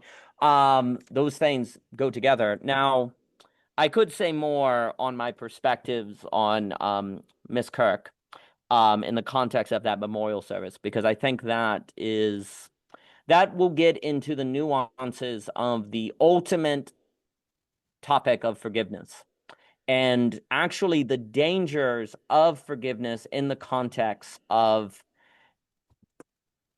if you have one person that forgives, okay, who's giving back the knowledge of good and evil. And notice how quickly people do, in fact, cynically say, well, he's just doing that as scripts. He's just cynically doing that. That's internally consistent systems. That's the age of maps where people just boom, just like that. That all aside, if you have someone that gives back the fruit of the knowledge of good and evil, but everyone else in their group does not, then they can use that individual actually to supercharge their anger and rage. Everyone has to do it. Everyone has to be part of it. Because then you go, wow, such a moral person has been made to suffer this. The liberals really must be bad. They really must be stopped. If someone of that caliber would actually do that, then, have this happen to them, then we really gotta be terrible. And also, the other thing that I would say is I do think forgiveness has to be in the body. It has to move into the body. If you have all of these people who are Republican saying, okay, and I don't know what people are doing, but if all these people say, well, if Miss Kirk forgives, we'll forgive as well, but in their body, they get angry when they hear a liberal speak, then they don't forgive. It has to be in the body. When Jesus forgives, he suffers on the cross. It's body. Forgiveness is bodily. It's in the body. The body has to forgive. You can't just in your mind forgive if your body doesn't. And also, we have to forgive together, or people are going to weaponize the forgiveness to their own ends. And, you get someone like Trump who's saying, I hate my enemies, but then he's going to be able to hate his enemies in defense of someone like like a Miss Kirk. Well, then that just supercharges their hatred, right? So it is a very dangerous thing. And that's why the topic of forgiveness has to be thought throughout, precisely because it is the most powerful thing. It is the return of the knowledge of good and evil. The most powerful things, if usurped by the wrong ends, becomes the worst of things, actually. It's like the death of God, it becomes the worst of things or the best of things, right? Like if people politicize forgiveness for their own ends, then you have a super destructive force. Now, that's opening a lot there that gets into why the topic of forgiveness is such a massive one, because it is the ethical issue that is the girdle point. And when you unveil forgiveness, that's why you see these strong hatred reactions. Like forgiveness brings out the worst in people or the best of people. Just like that. It's either this incredible beauty or this incredible injustice. People are not lukewarm about forgiveness. It's very interesting. People are not lukewarm about forgiveness. It either really makes them mad or they really are overwhelmed with the beauty of it, right? Well, that's precisely the activity of a girdle point. That's precisely calling people to what will you do? And I think this is my point. The very fact that as soon as he says that the first Trump is going to say is basically undercut it, means that she was offering a gift to people that weren't worthy of it, frankly, who weren't able to handle it and are immediately pushing it under the rug. That is exactly the opposite of what we need right now. And so I could say more. I will stop. There is a lot to be said on that topic, though, but I'll stop. There is the point before we got to the forgiveness here. Hikikomori, everyone kind of withdrawing. The kind of physical isolation and these online relationships that people can have instead. This is where I think too, again, the being able to be with our emotions, given that emotions happen in our body, is so key, because part of being in physical proximity with someone is also our body's awareness that that bodily harm can be done to us in that moment, right? That's not the same as when I'm on a Zoom call with you guys. You know, there's other kinds of injury that can happen, but I can always just, you know, put my screen down and walk off. When you are close enough to another person that your body knows that they could reach out and physically attack you, that's already a different context. And this is one of the places where I really do believe that gender is important. And, you know, there is a particular experience, I think, for women living throughout their lives being, you know, when they are again, broadly speaking, but when they're in interactions with a man, there is a kind of physical difference that is, I believe, and most women that I've spoken to, our body knows that. And it's at a very physiological level. And I do think there's a particular guardedness that we can take. Now, it's probably the same kind of thing if you're a guy and you are in the presence of a guy who's much bigger than you, right? But it's not even just physical size and muscle strength, it's also a sexual difference. And so I do think these things matter and we don't talk about them enough. And unfortunately, there was a way in which some of this got turned into a type of feminism that I really just can't stand, and I think has become like a cancer. But there are important aspects to it that I do think matter. And then what branches off from that, I believe, is also how can we be with those feelings? So as an example, how can we as women notice our own emotional response to being aware of the other person's gender? Like it's not a pretend. I really do believe we know that when we're with someone. I think it's silly to suggest we don't. How do we integrate our own like just sort of base levels of, as an example, anger or rage that in this dynamic with this person, they could always outmuscle me, always, right? Like and I do think that there are just some basic getting to ground level of trying to understand our own emotional landscape and what happens when we're in particular dynamics, that unless we can really unravel it, notice that it lives there, integrate it in who we are, not be afraid of it, not try to cover it up, that it causes all sorts of issues. And this leads to all these defenses that we're talking about. Now that's about like women, but then there's also a manner in which I think we have gone about as a society to monsterize, I guess, some of the anger in men as well in unique ways. And so like when I think about people just choosing to live in a little apartment, never go outside, they can get everything they want online. If I'm thinking as well about men who are doing that, I'm just thinking about their own kind of being neutered. They've kind of just neutered their connection to very vital emotional aspects of their being and their body. There's a fear to really be in physical proximity to another person. Now, if it's a woman, if it's a man, they might be slightly different things. But I think that a lot of that is about what it generates inside. It is this physiological process.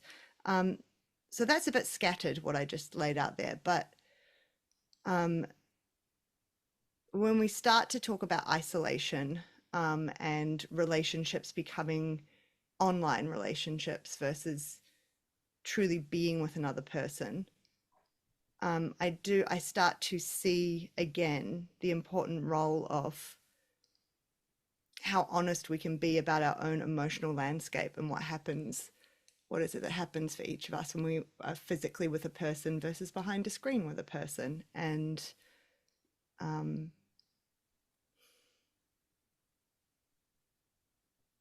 that just, I don't know how to put it into words. That for me just sort of broadens the base. Like it just broadens my understanding. I guess it enhances my map. Like it gives me, I find it fascinating that I can always tune into more information. inside me, if I put it in those terms. I don't see it as this kind of scary thing. Right. And I don't, I just think trying to cultivate why that matters for others is just, it's confusing. It's confusing. I'll leave it there. Otherwise I'm going to get very scattered. There was some stuff there around the forgiveness that is very alive for me as well, but I might bring that in later. Well, I put out a video recently after Charlie Kirk was killed, and I didn't really prepare it. And I mean, it's funny, to the question of content creation, when I thought to make the video, I had a second thought, should I stop and like make some notes? But I think that was like, and then I thought it'd be better if I don't do that, because then I'm going to start to try to calculate how, the whole thing lands or whatever. Like at the beginning of this conversation, when we were talking about the pacing and, what's the frame I'm speaking in?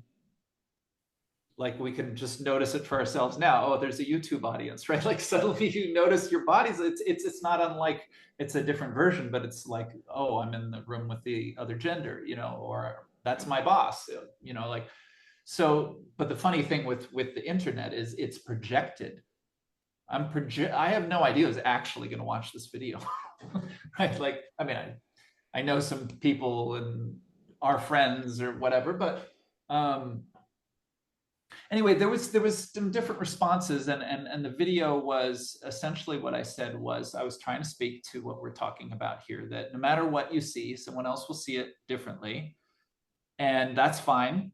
But just kind of a nod to what Daniel's saying, please include in your map that other people have different maps.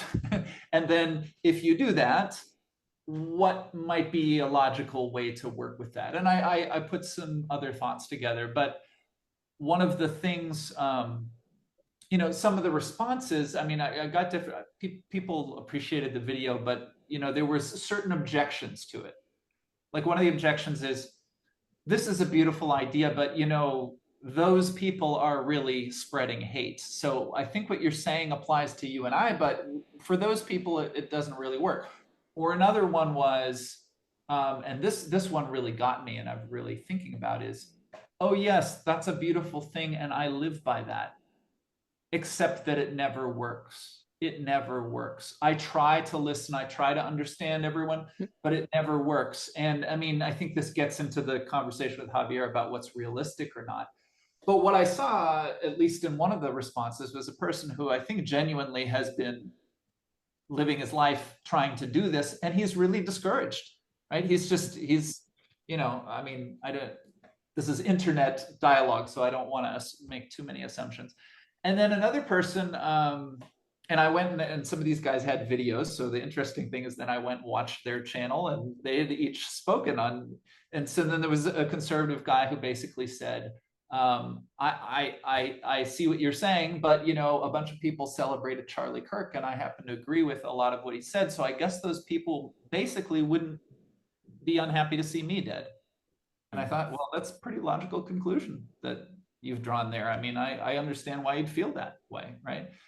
And I went and I watched on his channel a couple of things, and he had a video from a couple of years back where some of the, actually, he pointed to Ronald Reagan's son, and I don't know if Ronald Reagan's son is a Democrat or a Republican, but he was talking about a news clip where Ronald Reagan's son was talking about so-called low information voters. And he was saying, oh, I guess I'm a low information voter because I didn't go to college, but you know what? I do read the newspaper. I do watch I get a lot of information. And he was just very, clearly talking about what's it like to be labeled a low information voter, and I think a lot of people haven't really had the experience of being labeled that. They've had the experience of reading articles horrified that these low information voters are out there making poor decisions, So I think a lot of this, so one of the things that was great about making the video was to see those responses and find myself on a little YouTube channel. I think there was 50 views for that video that I just described. But Well, so there's one other thing that I just had earlier this week, and I thought, well, I want to bring this in, but I think like the other things, it's kind of sitting there in the air right now. And this is the question of prayer. And I'll speak personally to it. And what could be interesting is, you know, my parents essentially raised us atheists. And I really, as a young person at different points, had a complete certainty that religious people were crazy people. Just pretty simple. And I had a lot of evidence because I'd seen the televangelists and I'd heard my parents talk about the televangelists. But I also had my best friend went to church, you know, with his family. And I went with them once and I just didn't get it. Maybe I thought it was boring. But like, I don't think, anyway, I had this very unexamined belief about religion, right? Years later, because of the crazy twists and turns of my life, I find myself working in factories with coworkers who are immigrants, and everyone believes in God. Just everyone believes in God, right? And I was like, oh, these people are really great people. Like, you know, like we had all these great times, and then it was like, you know, and you know, Jesucristo, you know, like it's just that was, you know, the reference point all the time. So I had a lived experience of moving through that. But I had a sort of, you know, for my own navigation of the world, for my own map, there's no guy up in the sky who's going to help me. Come on, you know, that's crazy. But, you know, I'm a young person, I'm all fucked up and you have to deal with all kinds of shit. So eventually in college, I find meditation, Buddhism. I also remember taking a class, you know, a college course on Judaism and being fascinated reading about the people who really followed the Kabbalah kind of road and the mystical. And I'm just like, wow, this is like really interesting. This is really different. But for whatever reason, I think like a lot of people today, the so-called spiritual but non-religious, what many of us find ourselves in is meditation, right? And meditation, very good thing for your nervous system. Meditation also is a way of stepping into the girdle point, just like let me close my eyes and breathe and not do anything else. And let's see what arises. Like that's really different than following the directions or doing my homework. You know, it's like, so it's an opening. And then at a certain point, as you know, I'm interacting with different people, including like John Vervaeke had a meditation course. And one of the things that he spoke to was, well, you know, meditation isn't, he likes to say, it isn't just a vacation. It's you know, you're doing something and you're modeling something for yourself that you want to bring into the world. So one of his suggestions is when you finish meditating, you say out loud a series of things. He sort of he had a source in Buddhist practice, and then he said you could modernize it. But basically, you sort of speak to your principles, right? And at a certain point, I was doing that. I took on, oh, John Vervaeke had this idea, let me finish meditating and say something.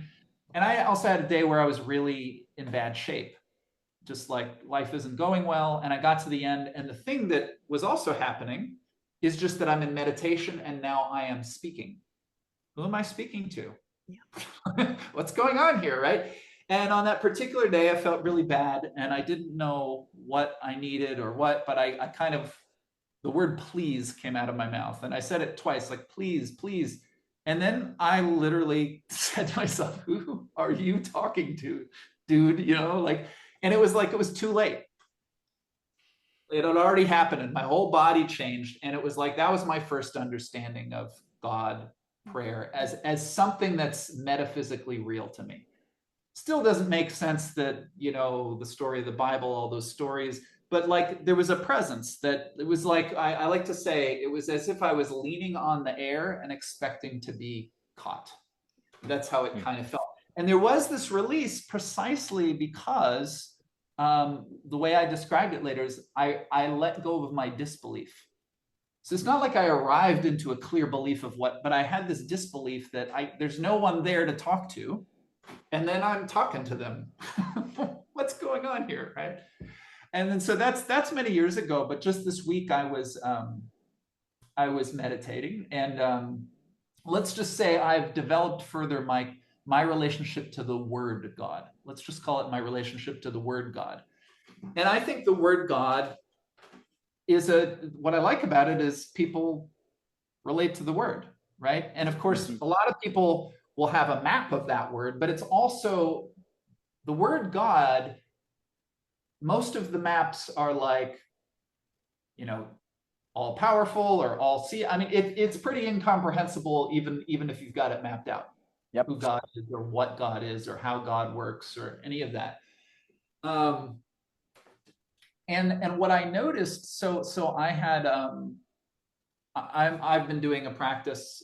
I won't describe the whole thing. I wrote an article on Substack just now, which actually describes the meditation practice that I've been doing, which uses the chakras. And it's, someone gave me an idea, I changed it. So I'm like making up my own thing as I go along, trying to map it onto my life, but it's a practice now. It's not, and this particular day earlier in the week, I sort of invited myself more directly to make it prayer.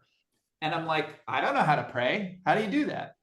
And it's really interesting. I've heard people tell stories. I'm sure Daniel has some stories. Maybe Aspasia, you have stories as well. Like parents tell their kids. Like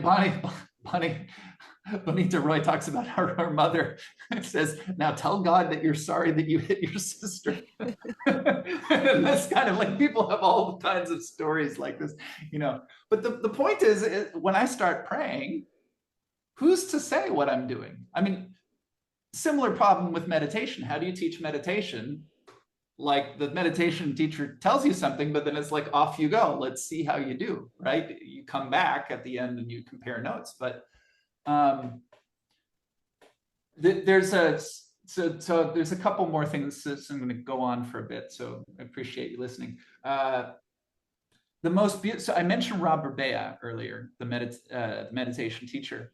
So he tells a story about Mother Teresa, which I later looked up and verified. But she was once interviewed, and I think one of the things that she did, this is another thing, is I think she said at one point, every single face I look into is the face of Jesus, right? She just sort of, I think she made that real for herself. I think she really made it embodied, right? And that would make sense. How else do you become Mother Teresa?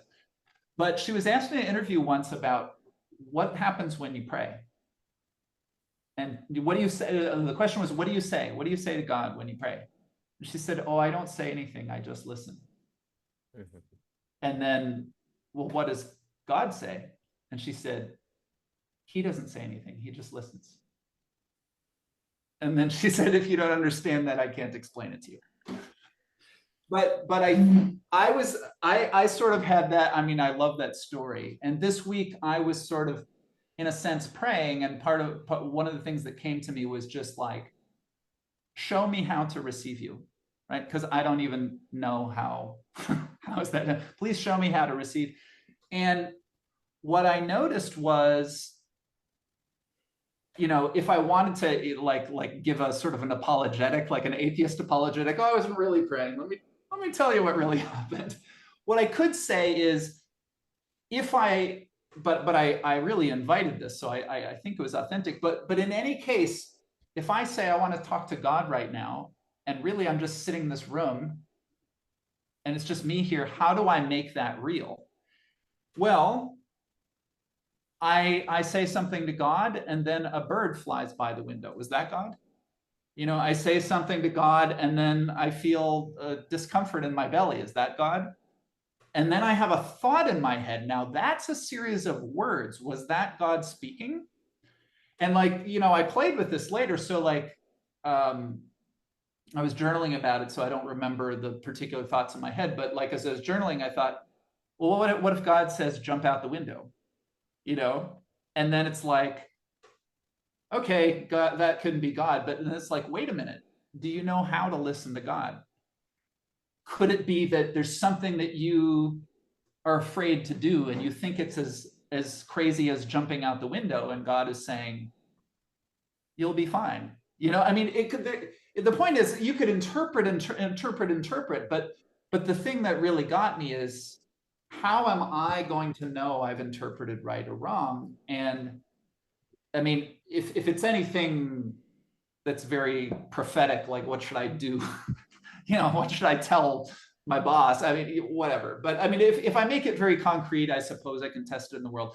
But just in my experience of feeling that I was authentically doing something that wasn't meditating and something that was valuable and might help direct my compass through my life, it was like, well, I have to have more presence than I ever, like, I'm talking to God right now, pay the fucking attention, right? And my attention just became like, boom, really? Okay. Yeah. The bird flew by. Was that just a bird flying? Like, whatever it is. And of course, while the bird flies by, the sensation is happening in my belly, the thought, there's many things going on. So the other thing is, if a thought appears in my head, yes, but also there was an ambulance siren going down the street. Like, what's the message? Right. So it's, and it's the Gestalt, right? And it's my, and so to me, that's a place where, you know, if we want to bring it back, I mean, I think in, you know, times of trouble, what do? Mother Mary comes to me, right? I mean, this is also a moment for prayer, I think, for many people. And yet, what is prayer? Each person may see that differently, but I think that's another potential aspect of the girdle point right now is something like prayer. And that's something that's also has a potential universality in it. If you can accept that no one can tell anyone else how to pray. I mean, that might be a lot for some people to swallow, but I think that's another thing that it's just been really on my mind, and so sharing it with you. That was beautiful. Thank you for sharing that. Mm. Yeah, I've been thinking a lot about prayer too. It's really not a whole lot I could add to that, Seth, but yeah, it's something I have done since I can remember, and I really don't know why. There's lots of reasons not to. It wasn't something that was, you know, happening in my family per se. But it's kind of a no, the words aren't right. It's kind of like a form of relationship or something. But you know how mindfulness is like a stance that you take? It's like kind of it's an attentional stance. You know, I see prayer as kind of like that's like and you were describing it so beautifully there, Seth. It's like a mode almost that you enter into, and the manner in which you are paying attention shifts. But for me, it really does feel like that is given to me. Like that is not, it's not something I sort of calculate and decide to do. It's like I have to completely, when we're talking about putting defenses down, there's something about it that's almost like the ultimate form of defenses down, perhaps defenses even against the idea that I'm the only person here in this moment, or I don't know. And there is a presence to it. And I've sort of always associated, and again, this is not to say this is what it's going to be like for other people, but I've always associated a sort of, well, prayer as coming with, I don't know how to explain it. It's almost like a force, like I almost feel like a nudging, or like it's not so much involved with words. There is something else to it as well that is very much like a presence. And yeah, I think anything I'm going to add now is not really going to add anything particularly helpful to the conversation. But I'm just really glad you raised it, because it's a really important topic, and something that I'm just seeing is getting much more airtime, I guess is one way of thinking about it. Like people are discussing it more in places where I've never seen such things discussed, and something that for many people has been quite a private thing. People are kind of, the circles I run in anyway, being much more vulnerable and willing to share their interest in it, or that they do pray, or what is it, you know. Yeah, I'll stop there. Thank you, and I completely, Seth, beautiful. Prayer is always something that's been very, very fascinating to me on what exactly is it. what exactly is going on. There are a number of books. Philip Yancey has a book on what is prayer, Bonhoeffer, et cetera, so forth. But it's very interesting that after all of these years of theology on prayer, there actually is almost still a mystery about it. And you would think by now there wouldn't be, right? But actually, I would argue there very much is. When Jesus talks about prayer, he says, go into your room and shut the door. But people pray publicly. Should they pray publicly? Jesus also gives an instruction for prayer. If we're just staying with Christianity, he's like, pray this. Our Father who art in heaven, hallowed be thy name. Thy kingdom come, thy will be done on earth as it is in heaven. Give us today our daily bread. Forgive those who trespass against us as we forgive them who trespass against us. And deliver us from evil. It actually ends there. It actually ends on deliver us from evil. It doesn't go for thine is the kingdom and the power and glory forever. It's Oh, just that really? people later I on didn't added know that. Yeah, that. just in the prayer just ends on and deliver us from evil. It kind of ends on a very ominous note, actually, when Jesus gives it, and it was only later added, for thine is the kingdom and the power and the glory forever. But it's very interesting that Jesus gives, like, do this. Now, of course, people have argued and said, well, that's just kind of a blueprint of what you do. That's not literally what you are supposed to do. But then it's also interesting that you're supposed to do that prayer in solitude, right? Don't be like the Pharisees who are performing prayer and want to be seen as praying well. So there's many things on that to touch on. I do think God is a kind of girdle point. Actually, I think theology ended up being designed like the perfect epistemological system. That's one of the reasons it worked. Like, God is a girdle point. And it's interesting, a play on this is that the name girdle has God in it and actually has L as well. God, and L in Hebrew is God. So it is an apophatic point. And it is very important that you can use the name God and speak across pluralism. That's very interesting. And that's one of the reasons why throwing away God is probably not wise, because there are very few terms that everyone has to acknowledge is an opening. Because even if you're a Christian, you have to say, well, God is transcendent in my understanding. So even though I think I know what God is, there is always a certain excess, which maybe I should listen to the Muslim then. And the Muslim has to go, yes, God is transcendent. There's this idea that no matter how airtight your system is, God is always an excess. And that excess does, in fact, open pluralistic possibility. It certainly restricts judgment, because a huge thing that religious traditions usually are is like judgment, loving your neighbor. Like, how do you love? Like, here's another idea. How do you love your neighbor or love your enemy without belief in an excess? Because the excess means that your understanding of your enemy may be wrong, right? There's an excess to your category, right? So it's not by chance, like, loving your enemy and also believing in God, of which means you're also oriented to that which is beyond your understanding, then those kind of match up, because you almost have to, in order to love your enemy and truly do it, believe that there might be more than what you think. Which, if you don't believe in God, you're not trained into that habit. That's not even like really something you embody or day in and day out work on, right? Like, a lot of the great ethical teachings are in a way saying there's more going on than you think, right? There's like more going on than you think. Don't judge, be slow to judge. But that it makes sense that goes with a belief in God, because God itself is a certain sort of, but there's more. But there's more. Like, all ethics require you to have a certain willingness to accept there's something beyond your understanding, right? Or your take on the situation. Or even if this person did something terrible, you don't know what the future may hold. You don't know that they could change, right?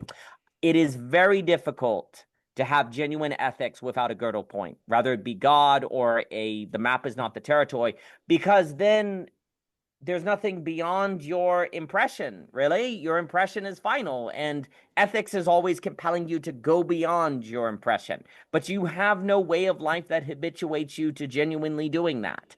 You're not reminded every day that God knows more than you, or that God is all powerful, he's in control. So it becomes very difficult to sustain an ethics that is compelling you to practically live as if there's something beyond your understanding, right?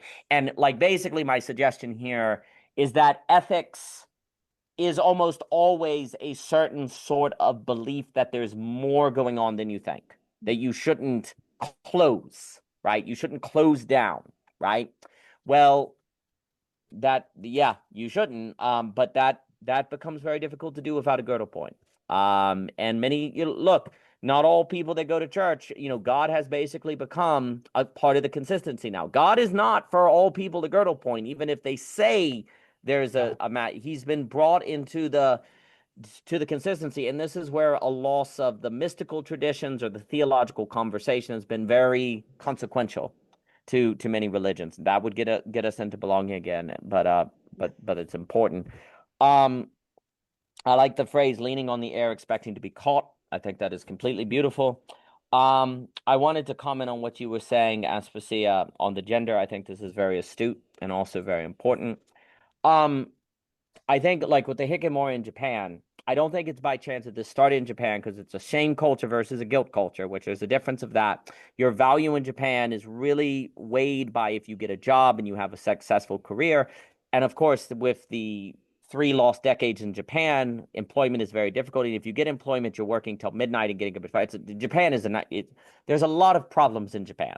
And I'm happy. I actually think Japan is basically where the entire world is going because they modernize without religion and basically all economic systems are going. Now, I'd have to explain this, but many of the hikikomori are people who can't get a job. They feel shame. They feel this anxiety when they encounter the other person. They feel like they're let down, so they're like, I'm just not going to interact with social people. Likewise, you're saying with the female, there's a certain danger. There's an anxiety that is felt in the presence of the other, right?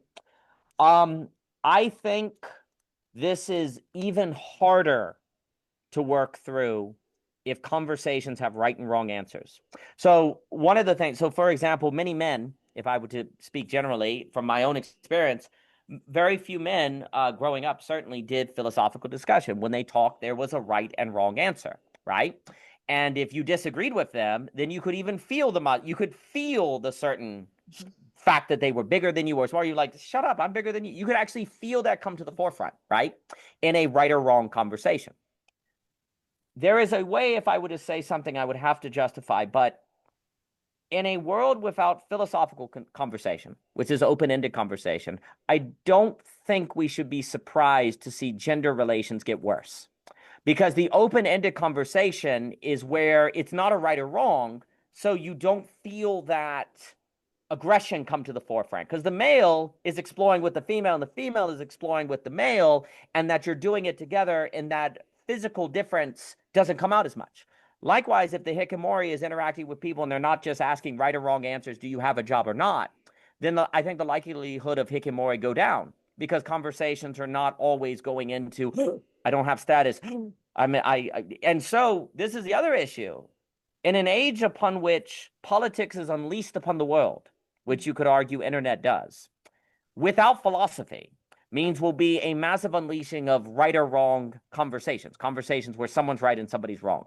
In that environment, we should not be surprised if gender dynamics get worse. We should not be surprised if classes separate, if occupations separate, because people are feeling shame, they're feeling nervous, they're feeling a various anxiety, and the act of conversing with people does nothing but make them feel that. The only people who are going to want to talk are the ones who are the richest or the strongest. Like this, why are people obsessed going to the gym now, right? Like rich is there's a certain, I'm going to find an area, dang it, where I'm superior. And then in every conversation, I'm going to make sure it goes to that topic. Yeah. Like, why do men talk about the gym all the time? Like, you'll hear that people that go to the gym want to talk about it. By all means, go to the gym all the time. Why are you doing this, though? To make sure I'm in a conversation where I'm not anxious. Mm-hmm. Dang it. Like, or why is this person always talking about the job? Because they're the CEO and they're not going to feel anxious in it. Mm-hmm. And so what you have are people who are basically avoiding conversation. It's all strategies of avoiding conversation. Or dominating conversation. It's just game theory. It's either avoidance or dominant strategy. The only way to have the non-rational best address of the now equilibrium is to people to have a different kind of conversation, which is an open-ended exploratory conversation. And if we don't have a culture that does that, then gender differences will explode. Social differences will explode. People, like rich people aren't going to be people can play, like in the past, rich people would be in the baseball stadium just like with the poor people and everyone, and now they have these booths and they're all separate, and people say, we hate that. No, you do not hate that. You say you do, but when you talk to them, you feel nervous the entire time. We say we hate the separation of the rich and the poor and the classes. No, we do not. No, we do not, because we're anxious the entire time. we say we hate the fact that we're not around diverse people and we're different. No, we're not, because we're anxious in every conversation we go into. We just say that because we know we're supposed to say that. Yes. But actually, practically, we live in such a way where we avoid it. Dang it. And so yeah, I agree. I think those things are at play. The screen, one of the reasons why I think people have come to the space is because, if you're someone who says like literature or likes to have ideas and there's no one in your immediate community that will do those things, then you need the social coordination mechanism to find those people, to actually have that sort of experiences and to gradually, here's the issue. The screen is not a problem if it is on a process of unveiling, a process of development, of finding people to encounter, to build up certain confidence and strength, to know about and to model these kind of conversations. But it has to be brought back. It has to be then brought back out, and it has to be figured out how to be brought to it. So there has to be a dialogue. This is a lot of what I think about, and it would be another subject. So the enemy is not the screen. The social coordination mechanism is very important. And also, people can get online and see people having conversations like this, and that makes them feel like, wait, I thought I was just broken. I thought there was just something wrong with me. This makes them feel, because in their immediate life, maybe everyone is telling them they are wrong. So it's very important to model that and make people feel permission in that. But then that feeling could become a problem, though, if you like that feeling and you never go back out and to figure out how to get into the lift, right? Now because then you're not training your emotional immune system. You're not training your nervous system, right? You think you're not. So that has to be thought. More needs to be said on that. But my point, and then I'll say things on prayer. My point is that the loss of open-ended conversation, which I think philosophy basically is, or I don't know what it is the loss of that is going to lead to an intensification of gender, social, racial, whatever differences. Because every conversation will be winner and loser, and screw that. People are like, I don't like that, so I'll go to my apartment and be a hikikomori. Because what do I get out of socialization other than the reminder that people are dangerous, or that I'm inferior, or that people don't listen? What does socializing do other than remind me that people suck? That's how people feel, and therefore they don't interact. So if we don't like that, if we want to change that, well, then we have to model a different conversation and make a point where when people speak with one another, they find themselves surprised to themselves by how much they enjoy it. When you get a world where the average person finds themselves surprised by how much they enjoy the conversation they have with people they encounter, then you will start to rebuild the social system. But until that day, when people are not pleasantly surprised by how much they find themselves enjoying the average conversation they have with the random person they encounter, then don't be surprised if people are hikikomori, because you haven't made a good case why isn't that a good course of life? We haven't created the conditions of possibility to pose a strong argument and a strong alternative. I actually think this is related to prayer.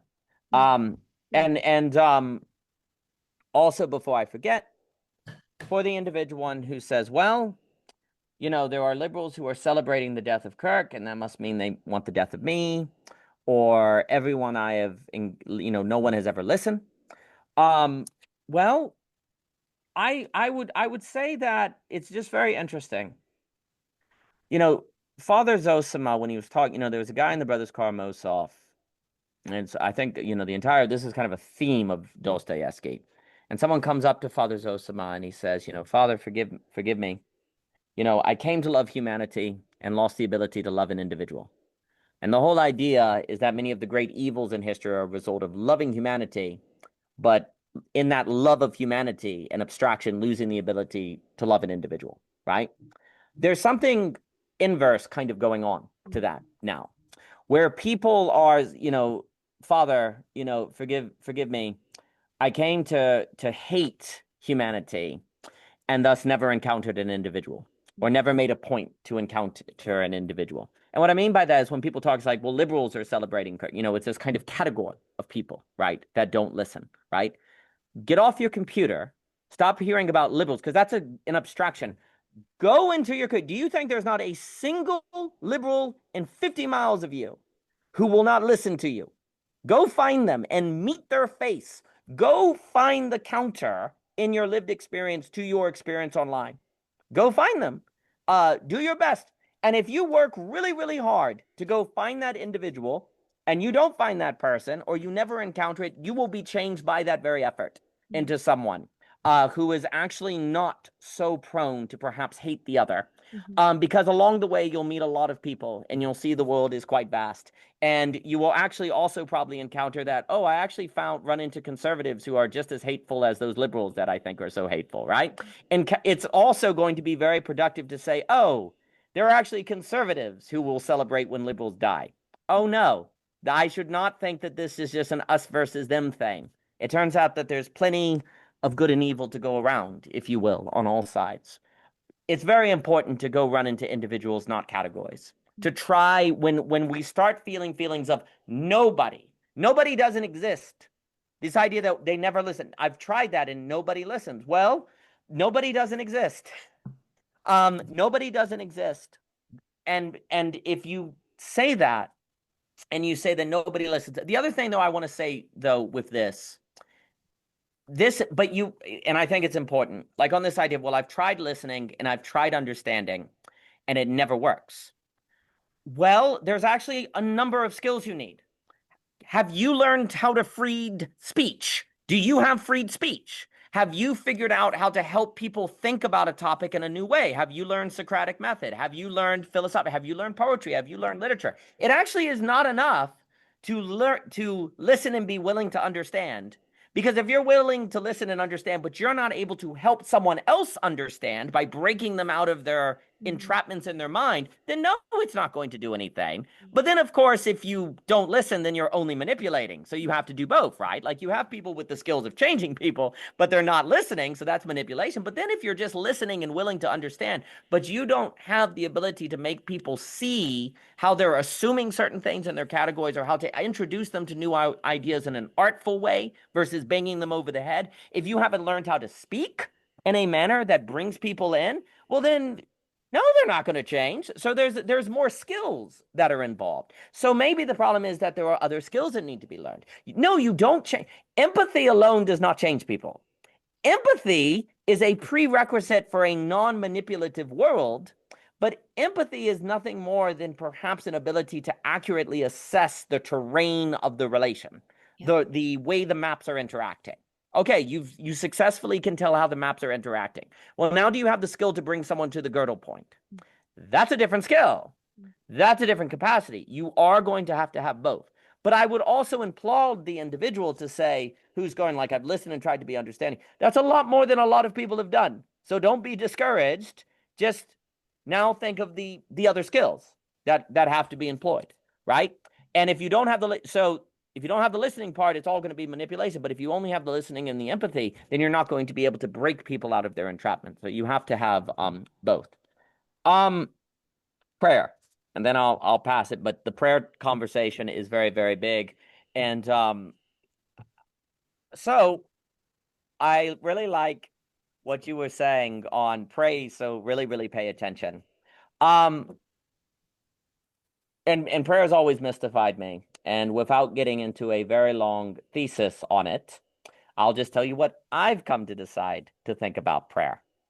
So one of the things that I find very interesting is I take seriously William Ong and people that say that basically before the printing press, the average person really didn't have a deep inner capacity. Like in an oral society, if you felt something, you showed it. You spoke. So the idea is this. In a oral society, you really didn't have an inner voice at all. Like you really did not have much of an inner voice. So when these traditions are talking about prayer, which is often in oral traditions, not literary societies, because even in like Judaism, it was still mostly oral. There were scrolls, it was oral. I wonder if a lot of the understanding of prayer was the beginning of the effort to develop an inner voice in a world that didn't have it, actually. Like the voice speaking inside of you all the time. I sometimes wonder if the idea of prayer was to gain that voice that now we all actually have. We all actually have it because we have the book. We all have an inner voice. Actually, in a sense, we're praying 24/7 now, right? We all have an inner voice. I do think, and again, I can't prove it. I think a lot of the talk of prayer in many traditions, and it's interesting, what's the difference between prayer and meditation? There is a difference between prayer and meditation. The emphasis on prayer is more in the Western religions, right? Well, these tend to be often, this would get into a lot, the verbal, they're writing, there's documentations, printing press, et cetera, so forth. Prayer seems to be the inner voice itself, right? And if you take this very seriously, then every time you use your inner voice, you're praying, which means every time you use your inner voice, you're speaking with God. And guess what we mostly use our inner voice to do? Talk about how we hate our coworkers. Talk about how angry we are. We have this voice going on about our anxiety, right? For me, that has been very important, is saying every time I use my inner voice, I'm actually praying. So I better pay attention. Do I really want God to be listening to me talking about how angry I am at my coworker? Do I really want God listening to how mad I am all the time or how anxious I am? It has been used as a certain, it's not how do I, like, it's this idea that I am praying. I am in a written society where everyone has an inner voice, and I use this inner voice terribly. I don't use it well. I don't use it well. I want to use it well. I want to use it not to get angry or to talk about how stupid everyone is. I want to use it in a manner. One, I want to actually, if I think of the inner voice as prayer, then I'm going to turn it off a lot, actually. And I'm going to try to be present and perceive more than think. I'm actually going to be more embodied, because when I use this inner voice, I'm praying. So that's a big deal, and I have to pay attention, and I'm speaking to God. So let me try to not use that inner voice a lot and actually be in my body a lot more. And then when I do use it, to not be using it just to get angry, not to just be using it to talk about how everyone's wrong and I'm right, or not using it in a manner that's just worried. To use that inner voice in a manner that is building the kingdom, which of course that inner voice will then be saying, okay, at 5 o'clock I have this meeting. Well, you're building the kingdom. There is places for using the inner voice to do these kind of tasks, but am I doing it in a manner that suggests the presence of God? So to me, this has been, once I have begun thinking about prayer as the inner voice itself, which again, if you look how Jesus talks about prayer, it's solitary, it's a very interesting, and I don't mean to say there's no place for communal prayer, but let me say this, verbal communal prayer, out loud prayer, will absolutely be made in the image and likeness of your inner prayer and your inner voice. And if your inner voice has not been sanctified, then your verbal voice will not be either. And so I have found it, and of course, I'm not saying I'm any sort of saint at the inner voice, but really saying like the inner voice is prayer. That is praying. Then I'm going to really try to get some control over that inner voice. I'm going to try to make it be like Jesus. I have found that important. And I think basically in this age, because when the temperature is going up, when the political situation seems like we're all going to go crazy, I promise you that is the reflection of a society that has no control over its inner voices, where its inner voices are nonstop talking about anger, and like people's inner voices are on full steam and they can't turn them off, right? So basically what's happening is people are using a spiritual power to do legion, to do something demonic, right? Well, if we want to get the temperature down, if we want to change the political discourse, then yes, we need people to pray, which for me, to say we need people to pray means that people come to treat their inner voice as speaking to God. So freaking pay attention.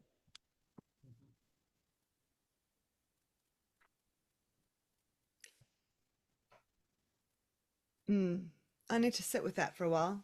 That's very interesting. There's definitely, I will say just briefly, I mean, I definitely relate the mode of thinking sort of just on overdrive, like the just being with ourselves, just constantly thinking, and how the stream, our feeds, just the stream of social media that we can always have access to is another way to generate this scrolling and this feed of our internal thought as well. and to control it and to give it direction and topics and all of that I see as ways of removing ourselves from the present moment. And that is really where I see the body and emotions as can be quite anchoring.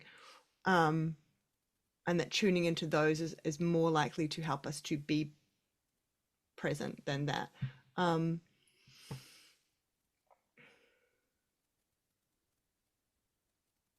Yeah. Seth, have you got anything on that before I have to take off? I'm sorry I have to take off.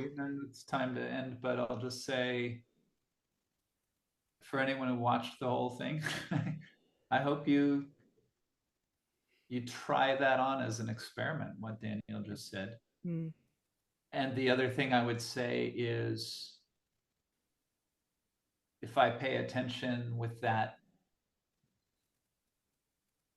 intention, when my voice is resonating in my throat out loud and I'm speaking to the two of you or my daughter or my coworker or the bus driver or anyone, it could become, I mean, I think the ordering of the thing is true. I really have to start by sanctifying the inner voice. That I don't think, I mean, it probably just wouldn't logically, I can't see how it would work in the other direction. But at the same time, one last thought that I've been thinking about, but I'll make it short, is just when we say we're working on ourselves, as many people will say these days, I'm working on myself, I'm trying to be a better person, right? There's what we call the inner work. And that's important, but the inner work can be, I forget the phrase, is it hikikomori? Yeah. Right. I mean, I can stay at home and meditate all day as well. Yep. Mm-hmm. I maybe not stuck to my phone, but I'm just still working on myself. And so I just think that, if there's something we call outer work, which might be facing the other, if I meditate for an hour before I go out, I might have a better time of it. It might be nice, but at some point, if the event starts in an hour, at a certain point, it's time to leave the house so I can be at the event on time. And sometimes I won't be ready, but we have to, I think, practice without being ready, including the actual flow of life where, people are talking about the last headline and what do you think and what should we do? And it's perfectly valid to say, I don't know, but let's sit here and not know together. I mean, so I think that's a way to slow down the conversation, is just to admit that I don't know, which is another thing that I think we've been told we're not allowed to do, especially the men, maybe, but all of us. And and this plenty more to say, but one thing that's just springing to my mind, and I really do have to go, is I think for me too, though, with prayer, there is something about how it straddles both worlds. So it's like a reverence for the inner space, but always with the aim of or the hope of some kind of momentum or movement, right? Like it's not just sitting in oneself for the sake of being in oneself there. And it really is those two things. And I think that's what I was speaking to about, that sense of like nudge, or like there's a, I think I just said it. I think I just said it. I'll just go around in circles. This is wonderful. This one really went so fast. I can't believe, I'm so sad I have to go. I can't believe how quickly it's gone. Really nice to be with you both. Thank you so much. Very nice to be with both of you. It's always a pleasure and a joy. I always very much cherish you both. So thank you. Yeah.